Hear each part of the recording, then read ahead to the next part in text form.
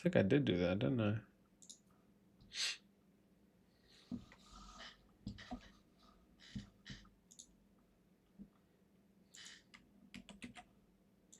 Ah, I'm early.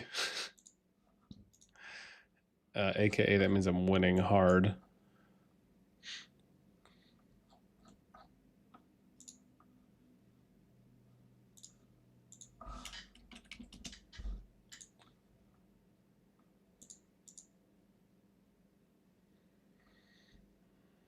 Dude.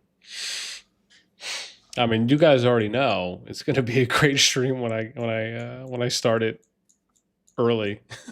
Actually early. Like, you know, when I'm arriving AKA on time. You know. It's not going to be that awful, basically.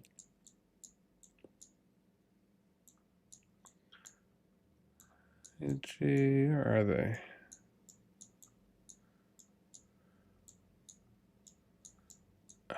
Oh, they're down here. Cool. Awesome. All right,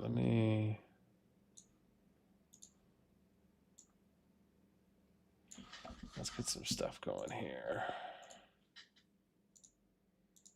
Hey, where are my tunes, man? Need some tunes. Yeah, man, we got a good night in store for you guys, man. Ooh, let me make sure my thing's muted. Thank God it is.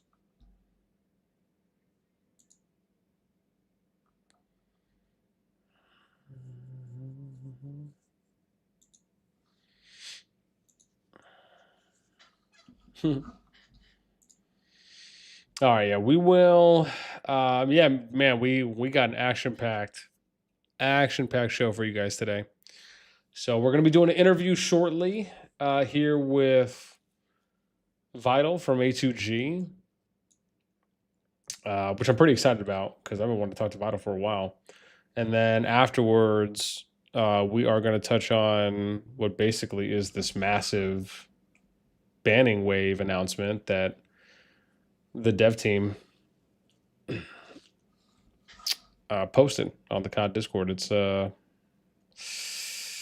pretty historic. Nothing like that has happened before in the game. So it's yeah, man, it's pretty wild.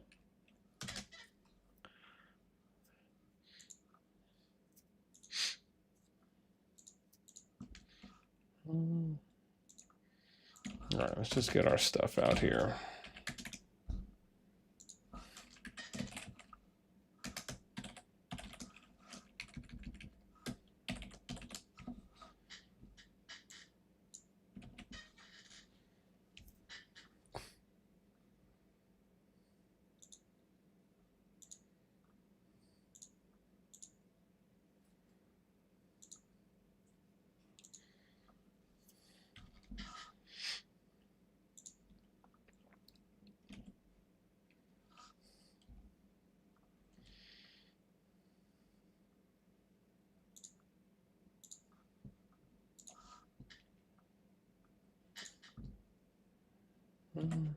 Yeah, we're just getting our promos out the way real quick, per usual. And then we'll get Vital, and I'm pretty sure he's on standby, but I'm going to reach out and just double check with him too as well here in a moment. Because I followed up with him about 2 hours ago, and he told me everything was still good.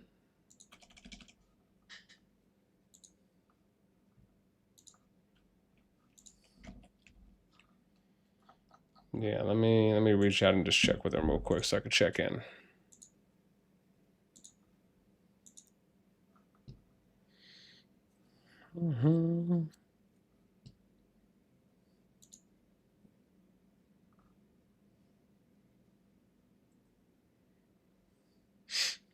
All right.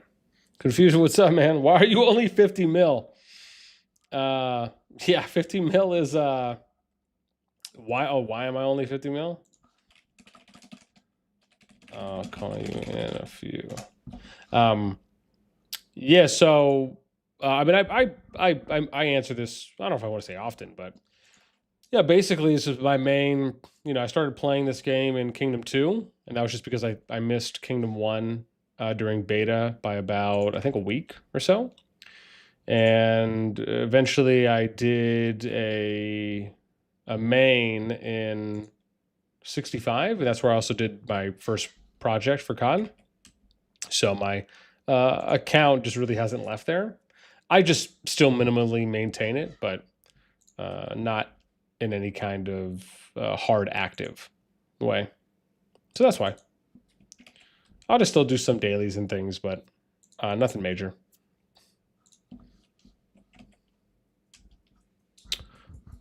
Interessante. I guess. I guess.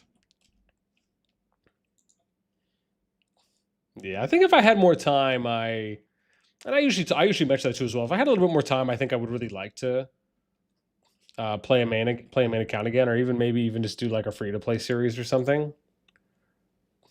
But there's so much content out there right now for me to cover and talk about. It's just, I love the stuff that I do. I love the stuff that we cover and the people we talk to and the news we break, conversations that we have. It's great, man. I love, I love everything about, what we do right now, especially just because it's so much different than, what any other creator's doing. And so for me, that's interesting, and I think that's the drive that, you want to look for as a creator as well. How can you differentiate yourself between those peers, right, that are in your field? Loira, what's up? Yeah, we could see you good. Nice. Solid. Doom, what up? Rue's mom, what's up? Always nice to have a mom in the house. Got to keep the whippersnappers in line. Okay, so so Vital's on standby. And we're going to get him in here in a moment.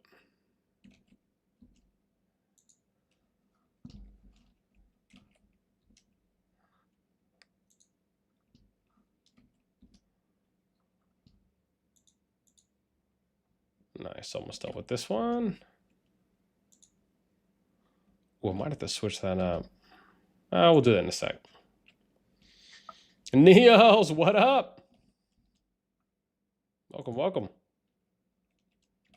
Yeah, man, dude, it's gonna be a good night tonight, man. I mean, yeah. Oh God, there is so much to talk about. Bruce says I came to hear a Vital. Yeah.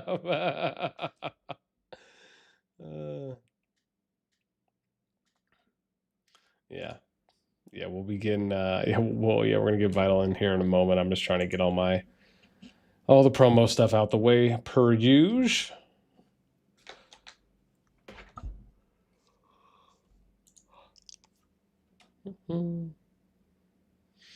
Kier says Vital about to be quiet for 50% of the interview.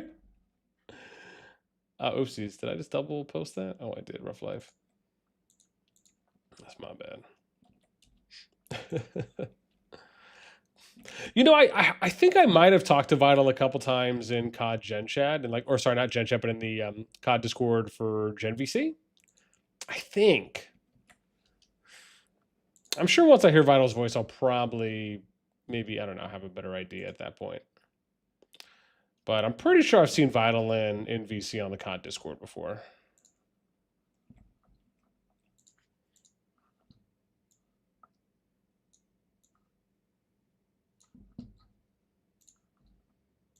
Yeah, let me skadoosh this.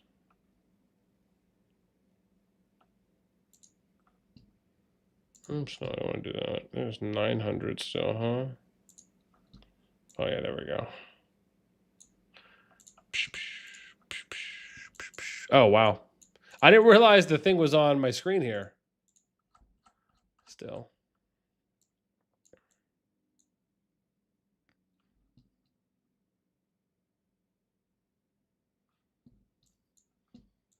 So weird with my feed isn't going on. Well, it's okay. Beggars can't be choosers, as they say.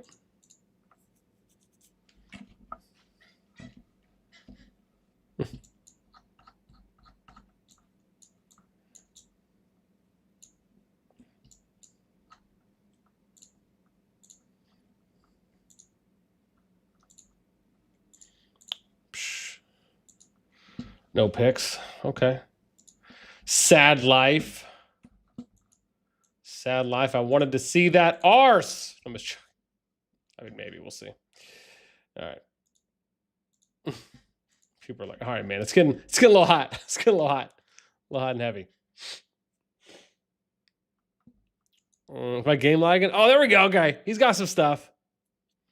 Ooh, is this one of me?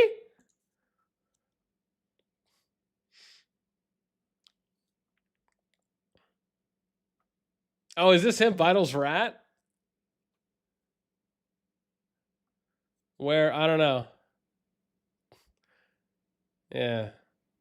Damn, this is a minute ago. Oh my god. I think if that's right. Is that him there? I'm gonna give that a like. Dope. There we go. There he is. Oh. What? Oh, did I miss where is he then? Did I miss him? Oh, did he take the screenshot for that, or did I just miss him on the list? Maybe I missed it. Oh, I don't know. Oh, more than okay. Yo, man, he's got some stuff. He's got some stuff there. All right, let me see real quick. Let's do this. Da, da, da. Oh yeah, I already did that one. All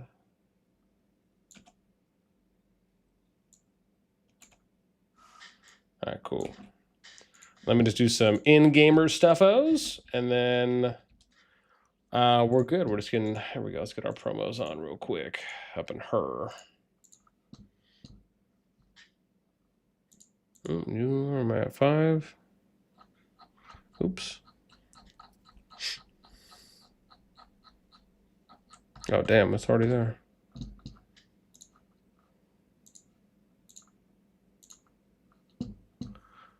All right. Oh, his is the highlighted one, I think. Oh, okay. Okay. Yeah, I was gonna say maybe I'm just maybe I just missed it just wholeheartedly.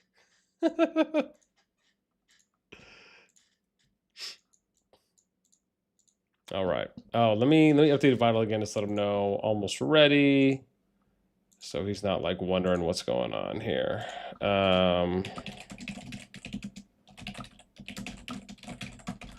Okay, cool. All right. Just want to follow up with the game so he just doesn't think that I totally left him. There, we're just getting some in-game promisations. Kashuni says, can't miss my R5's interview.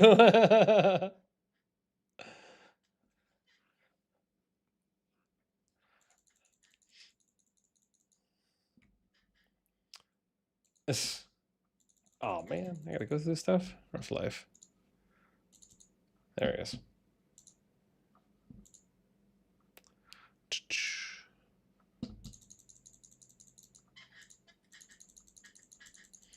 Yeah, there's also a KVK.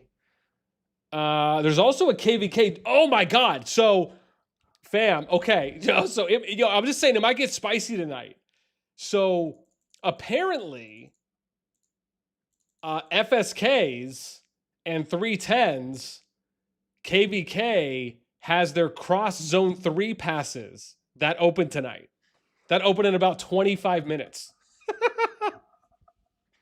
I haven't checked the KVK yet, but I was going through my list because we did it yesterday when I was ending the stream out, and I was going through all the KVKs real quick just to get some of the pass opening times down for all the SOS KVKs that are going on. And so I saw, so I saw that was happening, and I saw it was happening. I was like, oh my God, like wouldn't that just be nuts if like there was some action that happened there? Like that's what I was thinking about. So yeah, I thought that was somewhat comical and funny. Yeah. Yeah, Doom says, how many more interviews are you going to do for this interview series? So I got A2G here in a sec when we like I said, when we get Vital in. I'm gonna see who else I have on stage. I can tell you right now, I got a list here. So I got Mika from RAC. That's 266. So they're in the #1 KVK with Echo BTX RFF, EIS, and SSG. So that I'm actually pretty excited for that one. I don't know if Mika is a female or not. There's a female PFP on the profile, but I don't know if it's a guy or girl. So, but yeah, I've never talked to anyone. I don't think I've ever talked to anyone from 266. So I'm super excited about that because that's going to be the first time that I've had a chance to talk to anyone from there, I think, or REC, at least in somewhat of an official capacity. Oh, Roos says Mika moved over from it. Oh, okay. So they split it in. Okay, Mika's a dude. Okay, there we go. Thank you. Yeah, because like I said, I didn't know. I don't know. At least I should say the PFP is. I thought it was like an anime girl or something, but I mean, you never know these days. So, just just being upfront about it. Okay. Yeah, so I'm pretty excited about that. So we got Mika 266 interview. I don't know if we're gonna. I think we might do that live. I gotta check real quick on my note, and then I have a couple offline interviews we're gonna do as well. I mean, obviously, I would like to try and do as many of them as I can live, but some people just aren't comfortable doing that, or they would just prefer to do something else, which is completely fine. So I always give them the option for what they'd like to do.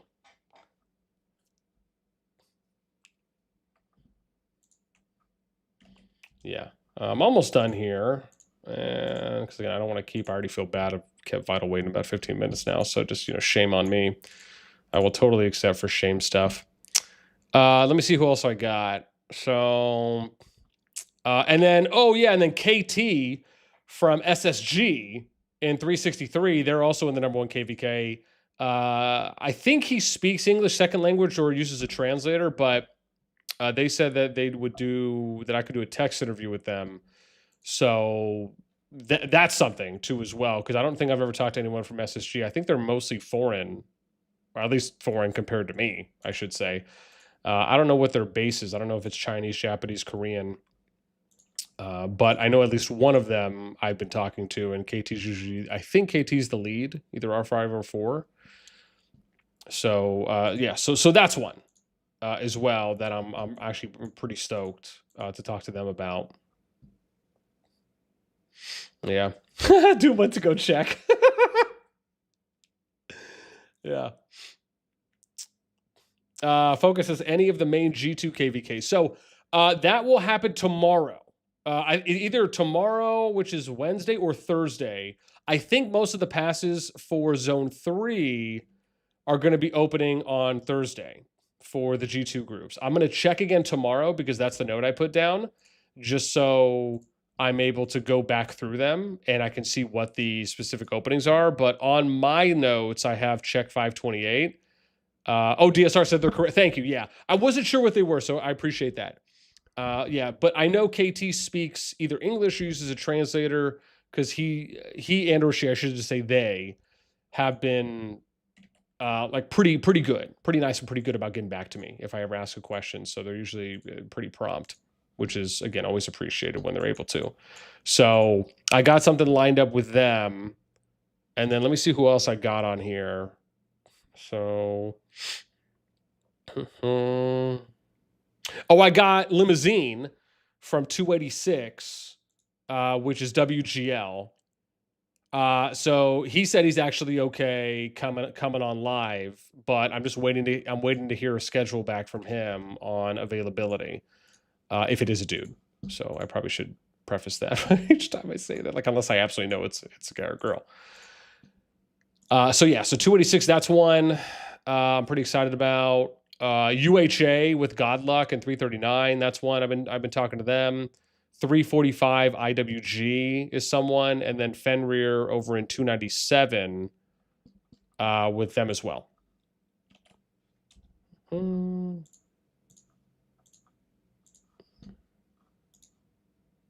69. All right. I'm probably just going to end up calling Vital here in a moment, because I was actually already expecting to time out on my messages and I haven't timed out yet. But yeah, so that's what I got right now. So keep in mind, there are there's a lot of people I've reached out to, and And I'll tell you one name I've reached out to. There's a lot of people I've reached out to that I haven't heard back from yet. Either haven't heard back from or haven't given me like a, oh yeah, you know, we're totally open to do it or not. So some people I have reached out to are Vital's like, oh good, I'm slamming tacos, my man. I appreciate that. Again, so yeah, man. So someone I reached out to about doing an interview was Abda. So Abd is someone I reached out to from MFD, but I haven't heard back. So, which is funny because Quokka was like giving me shiitake in the Gen chat about interviewing, I think her or Abda or someone. I think something happened there. So, Stan, what up, baby? Nahara, what's up? So yeah, so again, I reached out to Abda, haven't heard anything back. Oh, I did also reach out to Stan, but Stan hasn't hit me back yet. Obviously, he thinks he's too good and is just, you know, going to lurk in the live chat, but obviously doesn't want to let me know and holler at his boy.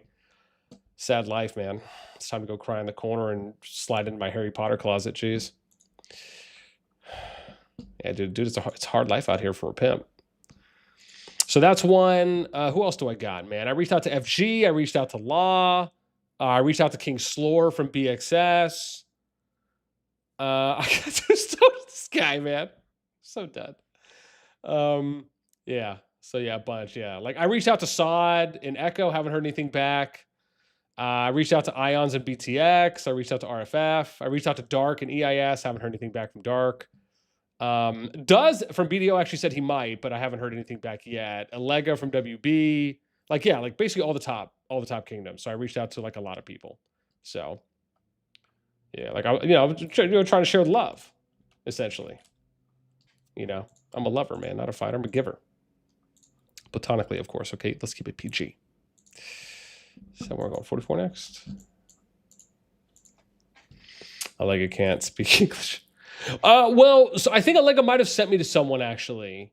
Now that you're mentioning it, I need to go back and look at our DMs. I think they might have sent me to someone that either does speak English or said they would do it via text as long as I send all the questions over beforehand. So that could have been what it was. I think. Yeah. Eduardo! It just felt right. What's up, bro? What's going on? Welcome. So the mention, yeah, we're about to get this interview going on with Vital. I'm just trying to finish up these in-game promos. I figured I would have been timed out already on messages in Kingdoms on my scout, but it's not. So,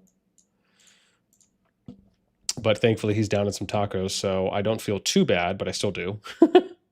Timing's important. It's good to be punctual. Ooh, yeah. So yeah. Maybe I'll assign Doom our honorary. I feel like I'm saying that so wrong. Honorary. There we go. Honorary. That sounds a lot better. Our honorary FSK LioN KVK watcher. So did I mine at 15 now? I think so. Yeah. Just to let us know what's up. Oh, BH, you said, what's up, BH? YY. So this thing, man, I've reached out to YY before, and I think I have followed up with him at least once or twice, you know, spreading it out, of course. I just haven't heard anything back from YY. And, you know, again, I don't mind following up once or twice if there's a decent bit of time that's passed. But at that point, yeah, I'm not, you know, first off, I don't want to overbug anyone. And secondly, you know, if people really want to respond and they're really interested, they will show you that they're interested, right? They will take the time to respond. And so, you know, which is fine. Again, if it's something he doesn't want to do, that's okay. Obviously, I would love to sit down and talk to YY, but it's really on him at that point if he's interested and would like to or not. So.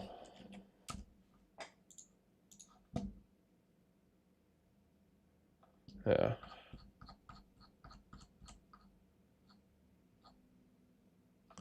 $14. All right. Dude, I'm so shocked right now that they're still allowing for me to post in game. This is wild. Look at Doom with the grammatics. My boy coming in. Hits us with the Harvard English Profesh. Thank you. Edward says, was there any updates or new news about the bans? I just watched your other video. Man, dude, we are going to do that. So that's probably going to be a massive focal point after we sit down with Vital and chat with him for a bit. Then we're going to go over that and maybe do and then maybe look at some FSK wars if there's stuff going on in that FSK LioN KVK.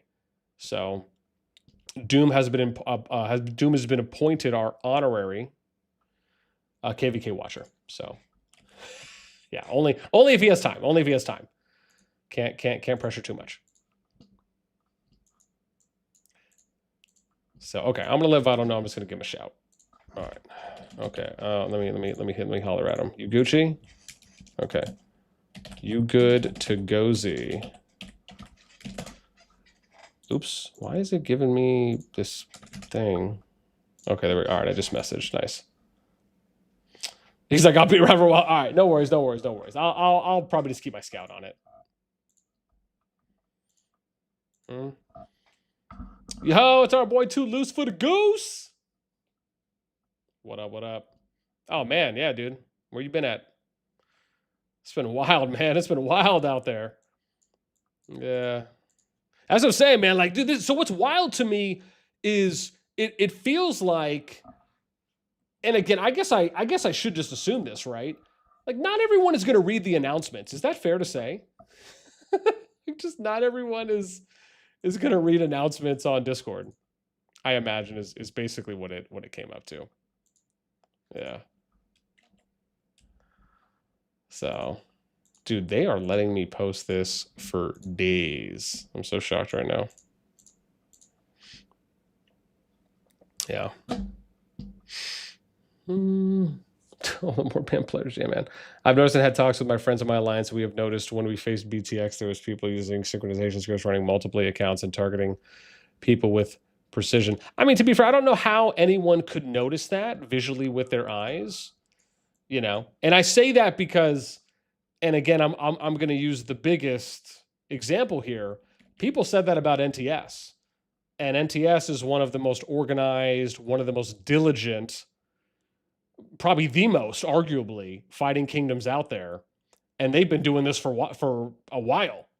So, you know, listen, man, if you're not doing it better than BTX, I'm sorry, if you're not doing it better than NTS, I would be shocked for anyone that's like, oh yeah, like they're totally, you know, scripting. It's like, I need to see some proof, man. Visual aid. After what I saw NTS do and what people said about NTS, you going to have to bring more than that.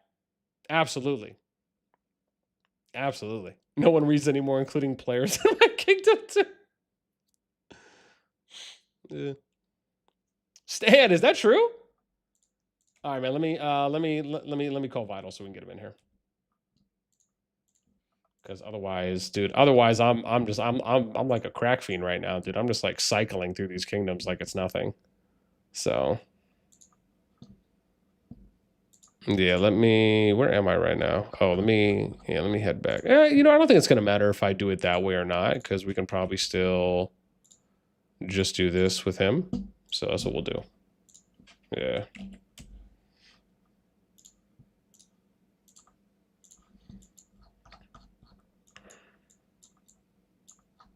There's A2G. All right. Alrighty. Let's get the man, the myth, the legend up in her. All right, let me holler. All right, I have to turn my tunes off for you. Should be honored. There he is, Vital. What up, baby? How's it going, man? It's going good. Welcome. I appreciate you making some time for us. Hey, thanks for having me. Oh man, you kidding? I'm ecstatic. All right. So again, as we usually start out in typical fashion, why don't you go ahead and just give us an intro? Who are you? How long you've been playing? Kingdom Alliance you're in? And yeah, I think that sounds about right. Go ahead, hit it off for us. All right, man. Yeah, we're Kingdom 183. It's A2G. I've personally been playing Kingdom Builder since Rise of Kingdoms. I wasn't doing any leadership stuff back then, just enjoying the game. Um, but our group in this game has been together. Uh, at least half of it has been together since a long time. And then A2G was a project we put together last season. The NTS EIS season, we were allied with them, was our first season of this team together, and it was A2A combining with GLR. So that's how A2G came to be. And it's been fun so far. It's a good team. Everybody got along really easily. It's been a good time. I've been enjoying myself. So we're having a good time here in G2 now. We were playing in G3 for a long time. Main reason we moved here is we wanted to play against some new alliances. So it's nice to see some new faces here. Okay. Okay. Now, you'll have to remind me, have you guys been in the G2 pool at all, or is this your first time making it to the G2 pool? So last season was our first season in the G2 pool. That was fresh off of a migration. We moved like 1 week. 183 was GLR server, so A2A moved into GLR server 1 week before matchmaking was starting, and then we were thrown straight into that NTS, EIS, TFS, WB, SSG season. Okay. Yeah, so we went right into the deep end. It was a good time, though. It was our most fun season by far. Wait. So just hang on, just so for perspective, the season you played before that, like what was like either the total combined power? Maybe I might have it. I probably would just have to go look. But like what were some of the average power of the alliances compared to now? Just so like just so the listeners can get maybe a little more of an idea. Yeah, so it was, um, no disrespect to anybody, obviously not the level of G2 competition, but we had the most recent season. I think it would be the WoW. It was BTR at the time because EXP hadn't migrated in. So what is BTX right now? It was basically half of that. And then there was WoW, there was us, there was NN, MFS. Uh, that was a season where you had multiple kingdoms in one zone. So WoW also had MVP in their zone. So the powers were still up there, but the accounts are it's a whole different world. Okay. So you feel as though you basically went from like what, like a C tier to an A tier, or an S or a B tier to an S tier? Like I guess in some comparison, you feel like you basically, not obviously not only made it to the big leagues, but it's you feel like it's a pretty massive adjustment and change going from where you were to where you are now. It was, yeah. The Okay. the G3 pool was getting pretty stale. So we left in the middle when A2A moved. We left in the middle of a G3 season. It was so boring that we were just like dying of boredom. So we just left that KVK. The leaders had a meeting. We were like, guys, we got to do something here. Like people are bored out of their minds. And we just left to go to G2 right away. The G2, of course, is basically G1 now, as everybody knows. A lot of the main kingdoms migrated into G2, right? So um, the quality of the accounts in terms of having numerous troop types with max heroes, the pets, and all that is just ahead of what you're going to see out of the majority of G3 accounts. So it's definitely more of a challenge, but it's way more fun than what we were doing in G3. So we're happy to be here. Okay. Okay, got you. Now, do you feel? I guess So this, I guess, segues into a good next question for me is: did you anticipate to be placed, essentially into what is the fourth strongest KVK group, and or with these people, or were you maybe expecting to get paired with some kingdoms that were maybe a little bit less powered? I mean, again, and I'm curious, I guess, just kind of on your review or your assessment, like, do you feel, hey, okay, this was about right, we're okay with this, this is like really giving us a good challenge, or maybe, as you stated, kind of throwing you to the deep end maybe a little bit too early? No, so this KVK is good for us. I think we're perceived as either the strongest or second strongest in our current KVK. Um, the previous KVK we were perceived as the weakest or second weakest in that KVK. So we got a difficult one there. We did a lot of again that was our first season combining, so we still had some server cleaning, doing whatnot. Got rid of a lot of accounts that weren't helping us enough on the field to for how much they were affecting the matchmaking. And then we ended up in what I would consider a more favorable KVK for us in this one. Not easy by any means, but more favorable. Okay. Okay. No, awesome. So walk me through what, because again, I mean, you got some big hitters in this group. You guys got 339. You got yourselves 17 with ED. You got 286 WGL, 225 W25IW, 156 BNR. I mean, again, I mean, these are some big boys and girls. Of course, we're platonic. We're going to be gender neutral as always. But again, even though you're the number 4 KVK group here in the G2 pool, I mean, this is still nothing to kind of ease in about. So I'm curious, can you walk me through how did Diplo go? Yeah, so Diplo, I kind of tried to lead it a little bit this time. Our last Diplo, you were involved in. You remember how messy that one was, and I kind of took notes of what went wrong there and tried to take the steering wheel early so that it could be more smooth. And so our Diplo didn't take more than a day. We had two things that were set up front. UHA and us were interested in working together, and then 25 IW stated that they wanted to have no allies neighboring them. So Okay. with those two things stated, 25's neighbors are UHA and ED. So we're like, okay, well, with these two criteria, you would have UHA, ED, and A2G. How do people feel about this? Everyone talked. There wasn't strong feelings against it, and that's what we ended up putting together. So it was pretty nice. The Diplo, all the leadership parties, everybody, handled themselves professionally, said what they wanted. Some didn't have strong opinions. They're just, they were down for whatever, and we put the KVK together. Okay. So about how long? So when it started, I imagine everyone got invited to a Discord server. People put forth their matchup suggestions. Did anyone provide some data too as well on kingdoms and other matchups that kind of went into suggestions, or was it a little bit more like, hey, what if we do these kingdoms versus this kingdoms? Like, was it a little more simplistic than that? Yeah, no, there was data provided. The other side was feeling that it might be one-sided against us, as we're down 8 billion power, but we do have, which you covered in one of your videos, we do have more 100 mils by a good amount. Mhm.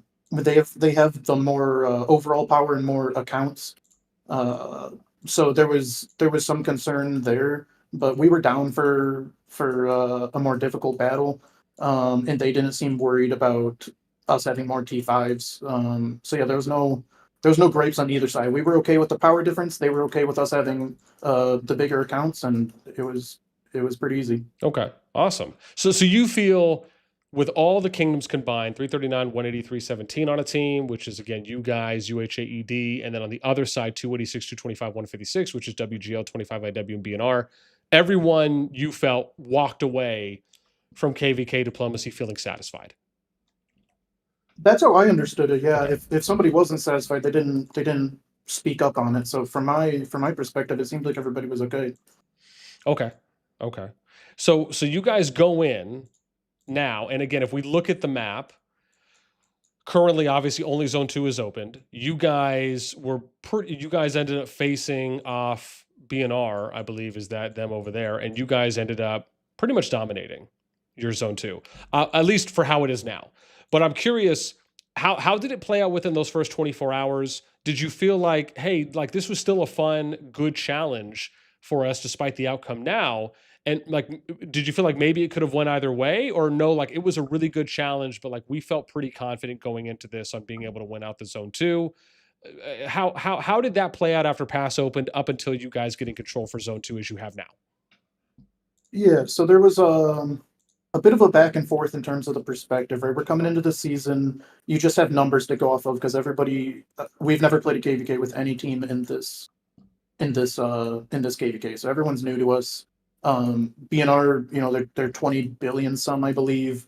A lot of people were going off that Echo chart that they released early season, if you remember that had activity percentages and whatnot, which isn't like a ranking by any means, but if you're using that for reference, they had BNR in 14th and us in 16th. So on paper, it was looking like a good battle, and that's what we were going into it expecting. Mm. I was hearing from other sources of people that have seen both of the alliances fight because I hadn't seen BNR fight. They were, telling me like, we got this, you guys are gonna be fine. But I'd never seen these guys fight, so I was really looking forward to it on paper. I'd say in a lot of zones, once you clash in the middle, right, you get to that neutral ground between the two level 2 spires, you get a feel. Anybody that fights a lot in COD, you get a feel for what type of marches you're hitting right away. Like just at the rate they die, how much damage you're taking, things like that. Um, so no disrespect or anything, but that feel when we started hitting the marches was one of like, we got this. And keep in mind, we come from having the feel of hitting SSG marches, right? So everything's gonna Yeah. feel a little bit everything's gonna feel a little bit squishier than that. But no, you can just kind of tell when you're in the field. You start trading with the marches, like, oh no, we're gonna be okay. So we felt pretty confident. On the low ground, we got to their spire early, but man, that spire push in the zone one build speed was still going. So the bastion, I could talk on this for an hour, but I can't get started on the bastion. But the bastion with the beginning of the season, if you don't know, there's a build speed buff for everybody. It's like Yeah. 200%, and it's just so everyone gets their zone once going. That's still live for the first roughly 36 hours. It varies on how fast you complete the Darkling Augerstone. So that's still live by the time we're pushing up this spire to the bastion, and for reasons that our team and the BNR leads didn't understand, because I was talking to one of them, their bastion just, we had to burn it 8 times. So Oh, it geez. was it was a our members were not enjoying themselves pushing that bastion. So that took us a little bit to get up this spire. It's about a 90-second to 2-minute refill time. Longer distance bastion rally that we had to burn 8 times in total. But once we broke through, that was pretty much the zone. Okay. So to circle on the Bastion mention there, was there at all any conversations? Because we have been seeing a little bit of this trend lately, and I know it's been happening in more of the recent seasons, but I believe there's two KVK groups right now from the Gen 2 pool that are in Winners Upon Us that opted and decided to basically say no bastions. Like they build them in zone one, everyone builds one, so like everyone knows where the coordinates are. So like Mhm. nothing's out of it. Was there any conversations about within the KVK Diplo chats about, hey, let's not use bastions? Did anyone at all bring that up, or no? Nobody was just like that. Just wasn't even a topic of conversation. It wasn't brought up in our KVK. I've people talk on the sides, and then there's like the main chat, right? So people I'm sure mentioned it. It wasn't brought up as a serious topic in the Diplo Discord. Um, it's one that I'm not fully sure where I stand on it myself. I mean, Bastion is just such a core part of the game. Most zones are decided by who can break through each other's bastions. That's pretty much what COD is currently. That's the meta of COD. So it's just a way different game without bastions. I'm sure everybody on all sides would prefer not having the deads. In my experience, not in this KVK's Diplo, but in past KVKs, one of the sides knows they have a bastion advantage. Or people do their intel and their work in this game a lot. So what the garrison leads look like for their pets from their previous seasons and whatnot. You feel you have an advantage with bastions or don't. And oftentimes the team that feels they have an advantage um, isn't going to agree to not use bastions because it's just such a big asset. And you could cite something like SSG last season, where these guys have, uh, they got Satoru. He's left since, but that season they had Satoru on Mephisto's account. Those guys are never not playing a bastion, right? Because nobody in their right mind's wasting their money against Mephisto's old wallet. Uh, so you just can't go through their bastion. And when you have such a strong asset in a war game, it just doesn't make sense not to use it. So it's not always to that extreme, but usually one team has a bastion advantage and they know it. And for that reason, it's hard to get everybody to agree. Gotcha. Okay. No, and again, I think you bring up a good point when it comes to some people like, and it's just how it is. Some people like the Bastion play. Some people like incurring dead. Some people like forcing deads on Hmm. on their opponents. And I guess it's more of they're okay with taking deads. It's probably better. It's not like they love to take deads, but it's more of I'm okay with taking it if we're fighting this out in that sense. And of course, we still don't have the update yet, which I know is going to be coming for the Bastion changes, because they did announce that, I believe in one of the Q&As that I had read and covered. I think that should be coming out, I believe, in 0.38 for the next update. And I know that obviously will be addressing some things that I know the kings and queens had talked. Actually, I think that's what it was. I think it was one of the king and queen Q&As that had came out from the Yeah, Hall of Kings. So I know that's something people mentioned there. yeah. That's been a topic in there for a little bit now. I don't know. I think it's okay to speak on it. It's nothing like new. Uh, but yeah, that Bastion change when they first put in the patch notes, it was going to be you can't teleport on Bastion territory. The Kings immediately gave feedback like, "Hey, this is a good idea, but the way it's being implemented isn't going to work, mm, and here's why." Any kingdom, worth their salt is going to build up to their Bastion point. They're going to put towers so that you control that area. They're going to TP in the accounts they need. They're going to delete the towers and they're going to place the Bastion, and you still have the accounts. They're all the same. yeah, So if they want to implement that change, there has to be some sort of like the bastion gets placed and it ports everything in the radius off, and then also you can't port in.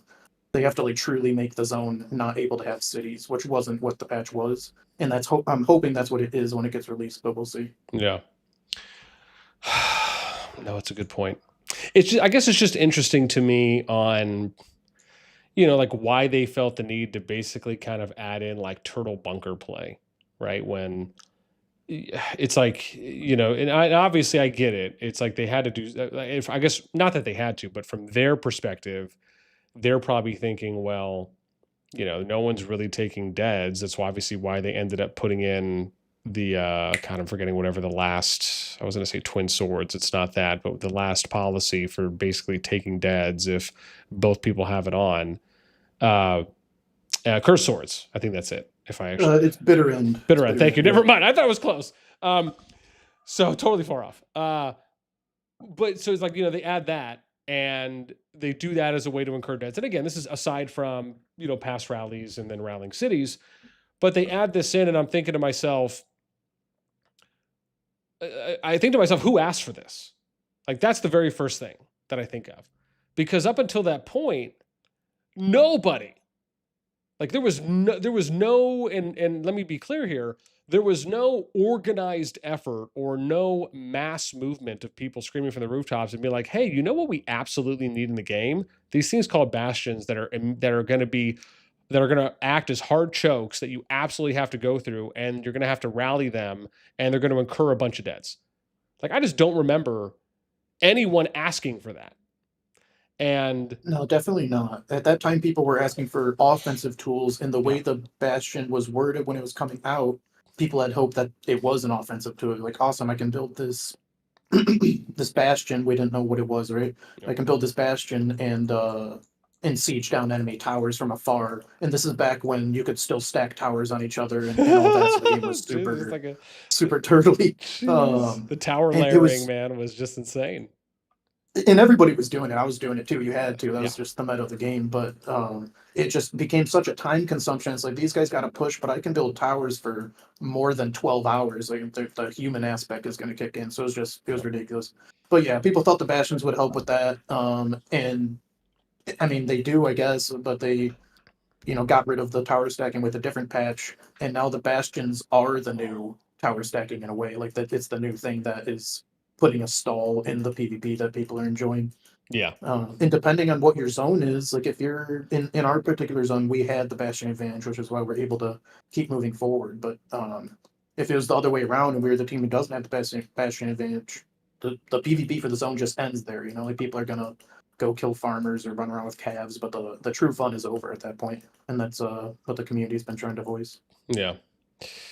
Absolutely. I mean, I'll say this. I remember watching a number of the KVK groups last season for Rise of the Dragon, where you didn't really see a lot of Bastion play in that final zone around that inner dragon circle and even around it, and it was just nonstop. It was glorious to me. Like, that was so exciting to just see up to those 4, up to 6 kingdoms just going at it with just hundreds of troops on the field and going at it for days. I mean, again, I would argue for me that the Rise of the Dragon season for the G2 pool was probably the best season in recent memory of just just open field PvP expectations, of it feeling fulfilled, of it being incredibly exciting.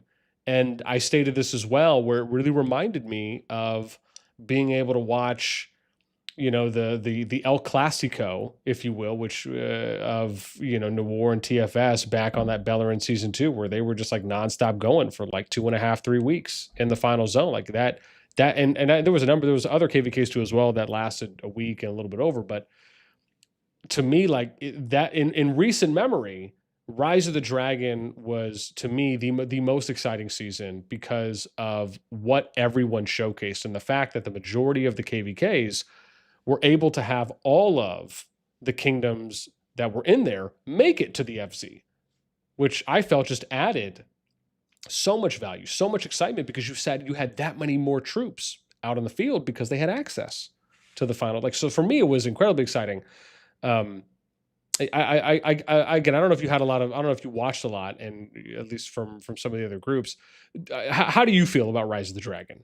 Just as I bring it Uh, up. so Rise of the Dragon was the previous season, right? So It Shadow was, yeah. Dragon. So that's the we fought NTS in Zone 2.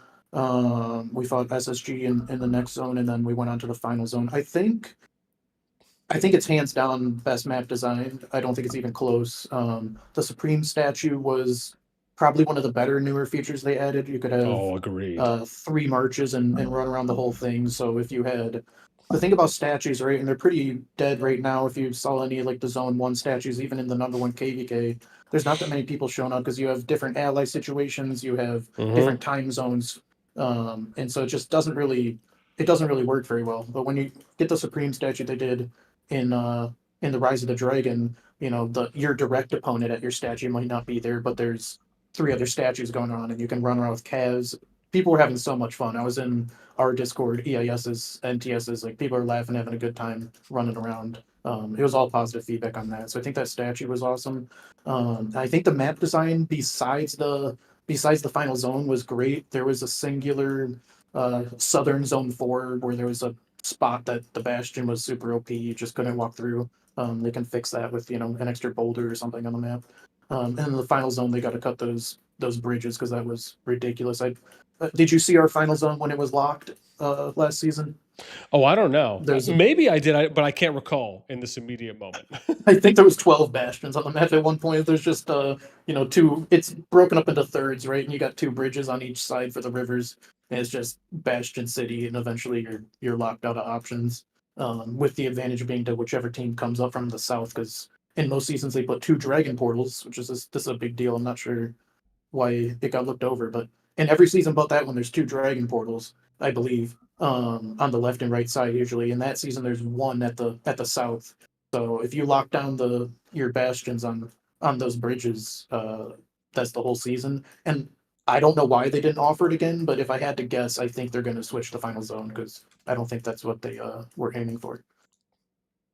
Yeah, I don't know. I guess to me, I guess to me, it seems a bit like a missed opportunity for them to not have included Rise of the Dragon in the KVK cycle for this season, where you basically had to choose between one of these two.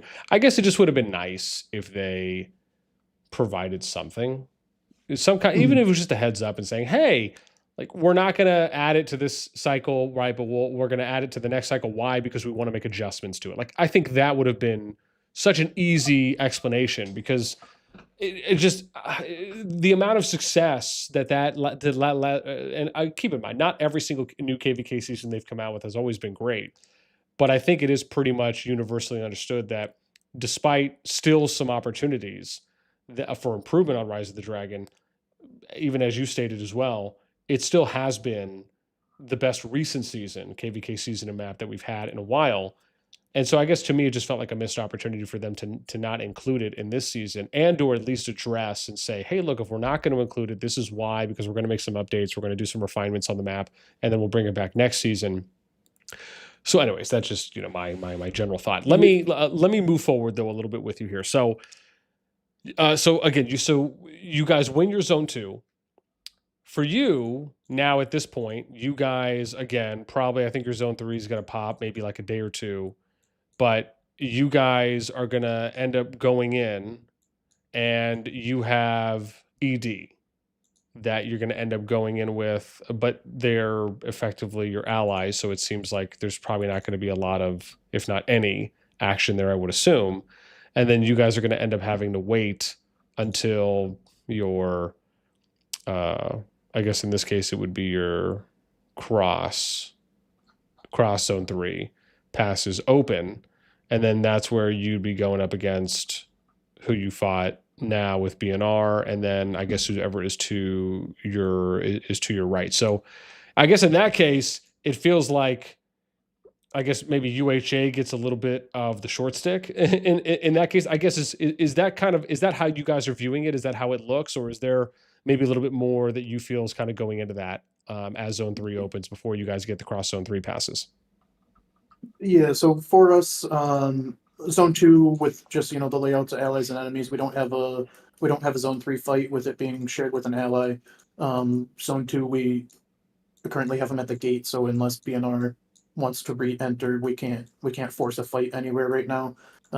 So yeah, we're waiting for Supreme statues past 4. We have the option to invade it past 5. We have the option to invade it past 6, and then there's final zone. So yeah, we have a bit of a resting period in A2G over here. We put in our work, and there isn't anyone else to kill currently, which my members are my members are already restless, but yeah, there isn't too much we can do. But in terms of the other zone 3s, you're talking about UHA.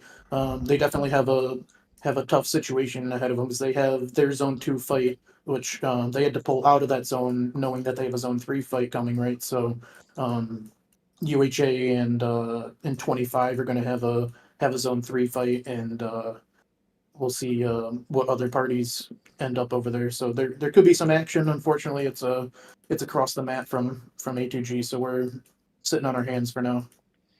Okay, okay. Now, have you guys talked to UHA? Do they feel confident going up against 25 IW and just the 25 squad there? I mean, I didn't have a chance to see how the zone 2 was looking against WG. I guess, are you able to speak to that? Like, did it feel like maybe that was 50-50? Like, if they stuck and they committed, maybe they could have won the zone 2 or. Yeah, I can speak on zone 2. I don't Okay. want to speak too much on zone 3 because it hasn't happened yet, so I don't want to spoil anything. But on zone 2, when UHA was in the zone, they had decided prior to going into this zone, the allies too. We talked daily, that they weren't sticking in this zone, right? So they were playing this zone, to have a war and a set time. They were leaving even if they had won the whole zone because they Okay. got to go prep for the next one. When UHA was playing the zone, UHA was the one at the WG um, level 2 Spire. So they controlled the neutral ground in the center, and they were playing the offensive side of that zone.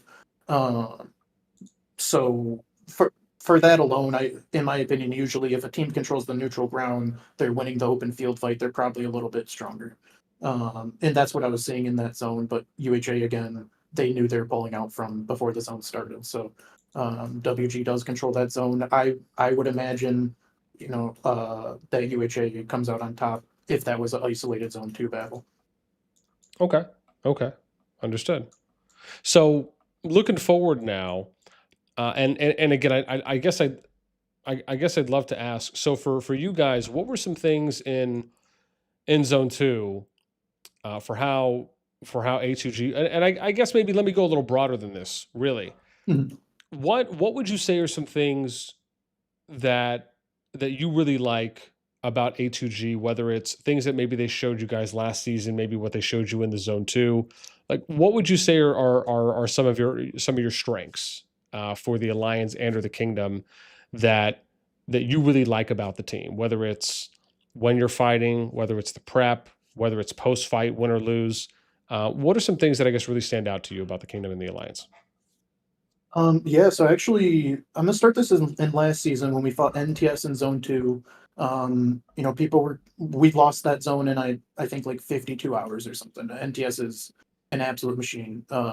Those guys are awesome.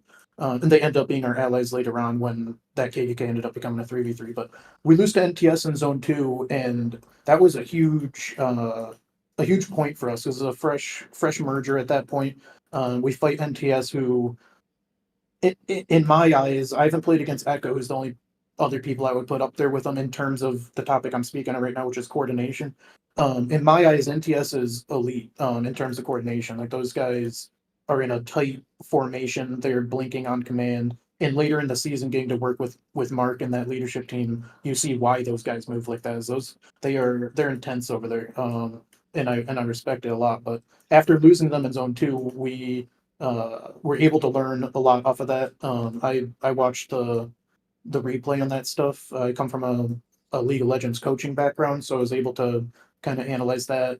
Had a town hall, even made a YouTube video and kind of went over a lot of that stuff. And people were eager to apply it too, because they're like, man, we just got our butts handed to us. Like, what are these guys doing that we aren't? So we incorporated a lot of, or attempted to incorporate a lot of what they were doing in terms of blink play, in terms of just the small things. You know, I don't want to get into all of it too much, but that helped us a lot for our fight after against SSG and the rest of that season, and then moving into this one. And we got, it went from what we were doing fighting in G3, where you don't have as much competition, so you're not. And this is a thing in every video game or even traditional sports, right? You're going to grow faster based on the level of what you're playing in. If you're playing in a good sports league and everybody, you're going to catch up to them or you're not going to be there for long, right?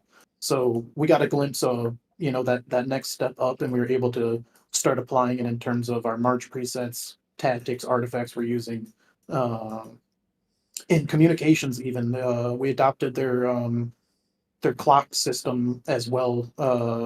What I mean by that is they'll have, let's say, a ball, um, with a marker of a leader leading your DPS formation, and they're shouting analog clock, 1 through 12, shouting numbers, and that ball is moving in that clock direction. Yeah, yeah. Um, I've heard Mark shout that out a couple times.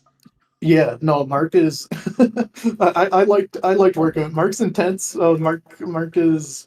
Uh, he very much believes in himself, and he's like locked in. But I appreciate it, because you can tell when you're working with them, like as allies, like these guys want to win, and they're like putting in their max effort, and that's all you can really ask for from allies. So yeah, shout outs to NTS. We learned a lot from fighting against them and with them, and applied that. And in this season, we felt that way, where, and again, no disrespect to BNR, but we felt the opposite, where we're against NTS and we're like, damn, these guys are doing stuff that we just aren't applying. We felt like we were the flip side, the A side in this situation, where we put in the work to apply these tactics, and now we're fighting against people that maybe can learn from us for next game. Okay. Okay, okay, gotcha.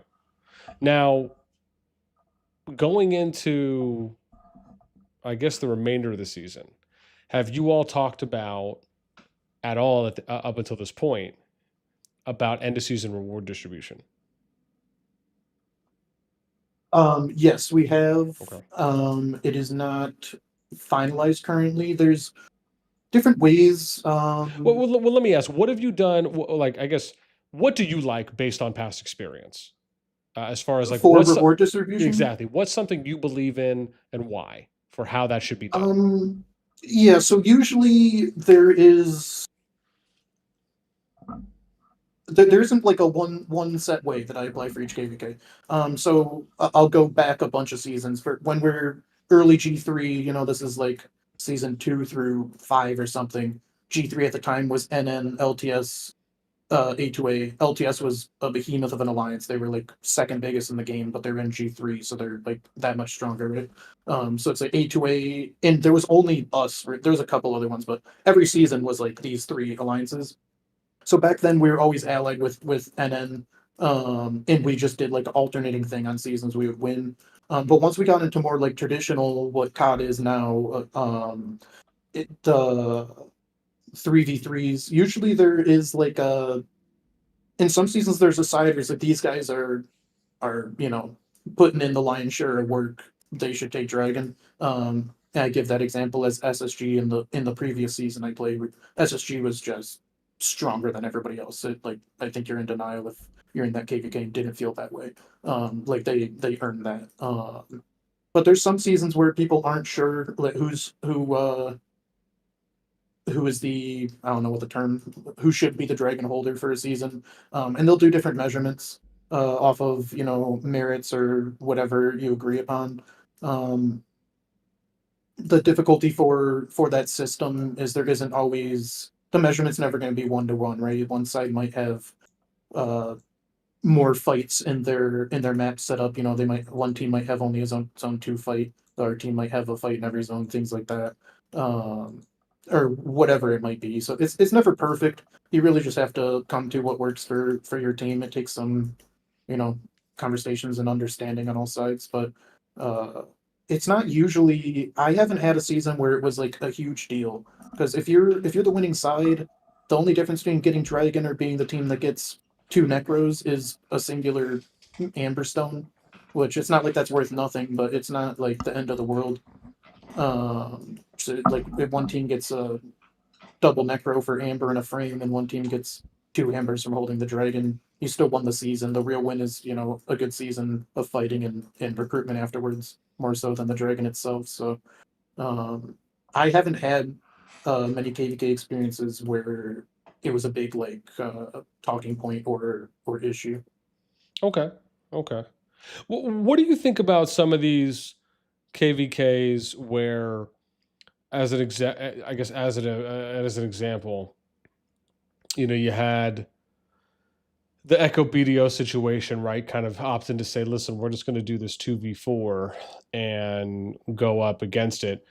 Do you feel as though, like, listen, if there's even numbers, we should try to split it at all times? Or I guess does maybe like the odd number play maybe entice you a bit where it's like, look, if we're the strongest and no one's agreeing, maybe this is the best play for us to do. I'm curious. I'm curious what you think about that. I don't know if that's ever been something that you've really given any thought or attention to. Yeah, so are you talking about comparing like a 2v4 of two strong kingdoms compared to a 3v3 KVK? Is that what you're Exactly. asking? Yeah. Um, I'm not the biggest fan of it, and here's why. I feel like Oh, sorry. Just to be clear, of the 2v4. yeah, I'm Okay. not the biggest fan of 2v4, and the reason is there's a lot of factors. So like one, there's if you have so many just for like overall game health, and this isn't how any kingdom looks at the game, right? You look at the game to make your kingdom as strong as it is, but for the overall game health, like if there's so many concentrated fighters in one kingdom that like we have to fight everybody lopsided just to have entertainment, like if you think of it like a sports league, and again this isn't how COD works, but if you think of it like a sports league with like a salary cap, like those guys should probably just spread out to other teams and everybody would have more fun. But another aspect on that is when you do a 2v4, it's kind of selfish in a way because as the two, you're like, hey, give us all the fights, and at least one of those four is having a bad season. Like you're positionally in a zone where you only have allies and you can't do anything till final zone, or you're locked. I think that was ROG in the Echo season. I could be incorrect. I didn't follow it that close. One of the four teams just didn't really have fun. And GG is pinched positionally between the two big alliances, so they like come into final zone late.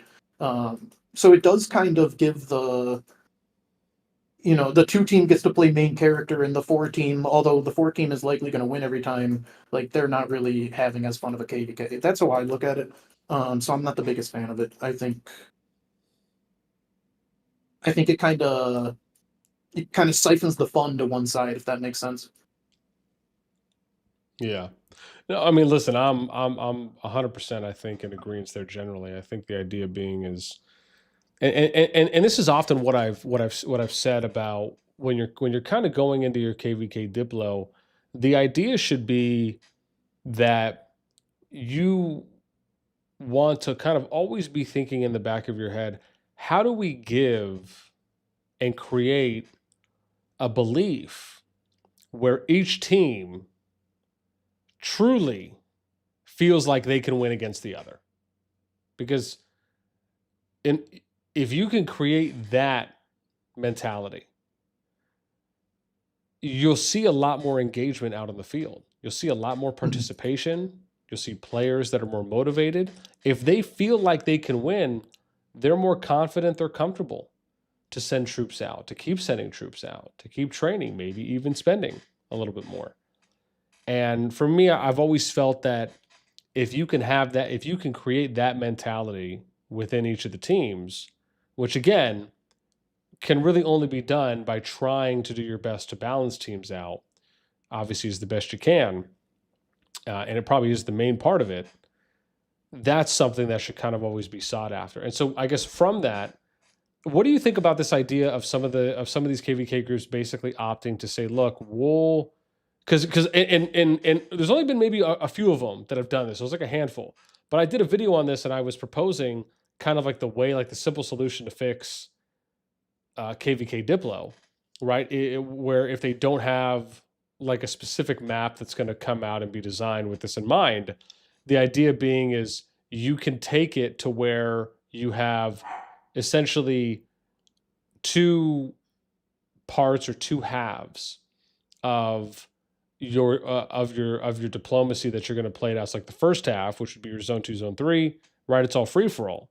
And then in the second half of it, which would be in the FZ, that's where you'd have all of the kingdoms basically do whatever the fair and balanced split is, and then you guys fight it out in the FZ this way. And the reason I stated this was because if you think about when you are creating your KVK, when you're creating your teams for diplomacy, you're not going to be able to enact that diplomacy until the final zone because not all the kingdoms are there. But when you're doing KVK diplomacy, you're doing it with all kingdoms in mind. And part of it is somewhat restrictive and limiting because again, you will probably also have to go off of like, okay, well, where's everyone placed? Thankfully, we know that's going to end up getting corrected where you'll be able to pick out your starting zone. So I think that's going to help a lot. But you have this situation where when you're doing KVK diplomacy, funny enough, you're doing it really for the final zone because you're thinking about all kingdoms, but not all kingdoms are able to fight against each other until the final zone. So like that was kind of my approach to it. I guess I'm curious on what you think about that. If like that's something that, and again, I don't know if that's something you guys talked about at all or just kind of what your general thoughts are there. Not something we talked about for this one, but I do have a lot of thoughts on it. I watched a little bit of your Mark interview and heard him speak on a little bit, and that's effectively what we did in last season, right? Because we went into our zone 2, we fought against NTS, and then NTS ends up being our allies. The difficulty of that, and I can use our last season as us for the example, where we go into that zone, we fight NTS, which is a very formidable opponent, and then we go into our next zone and we're preparing for a SSG invade. It's a lot on the map, like to fight back to back like that. And to give another example is UHA that we talked about 10 minutes ago for this season. They play their season off of how they have to play their zone 2 is affected off of how they have to play their zone 3. If they don't know how they have to play their next zone, you can't make that call for zone 2. Now you're in a battle for zone 3 and you're still dead for zone 2. So there is issues with it. What could be solved by more free healing, which the season that, what's the name of it we were talking about earlier that we liked, the Shadow Dragon. The Rise of the Dragon. Yeah, you had the Timeless Treasury. I want to say, I kept track. I want to say I got like an extra 8 million. Like, I'm not 100%. Something like that. Units healed from this extra source of free healing in that season. And if you have enough free healing that you can go into the season and say, hey guys, let's all, just swing in our zone 2s, have fun, figure it out from there, and everybody's comfortable enough that they aren't dead in zone 2 to then be able to play their question mark matchup of a zone 3, right? Then you could do that and you'd see more fighting, you'd see potentially better sides. I think it'd be awesome. But the current situation is you have to know what your zone 3 is to be able to make a call as a kingdom of what you're doing in zone 2.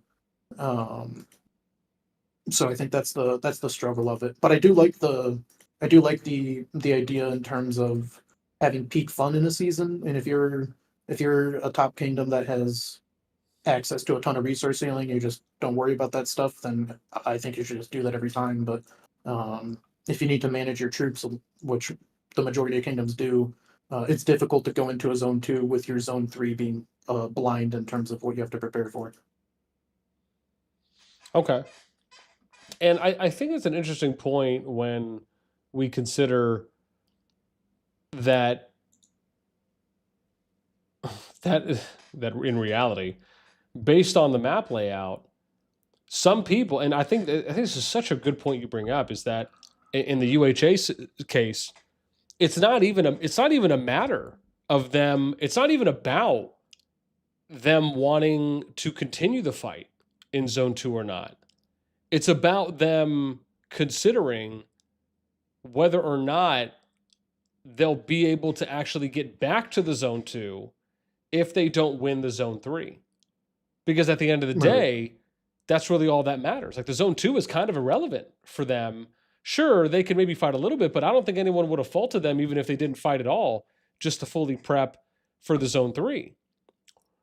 And to me, it just And feels as though like that's something on a map design standpoint, like you said, whether it's increasing free healing, maybe it's making the rewards more incentivized, doing something maybe to try to limit having the kind of lack of PvP in that area where now it's, like like I said, I just don't think anyone would have faulted them if they decided, listen, we're just going to all in on Zone 3, keep saving and saving and saving, and just not even care about Zone 2. And it's just, and that's not, and I don't think anyone would have faulted them, or, it would have came down to just really, I think the map design and the features and functions that are in the game that really heavily factored into them having to feel like they needed to make that decision for themselves.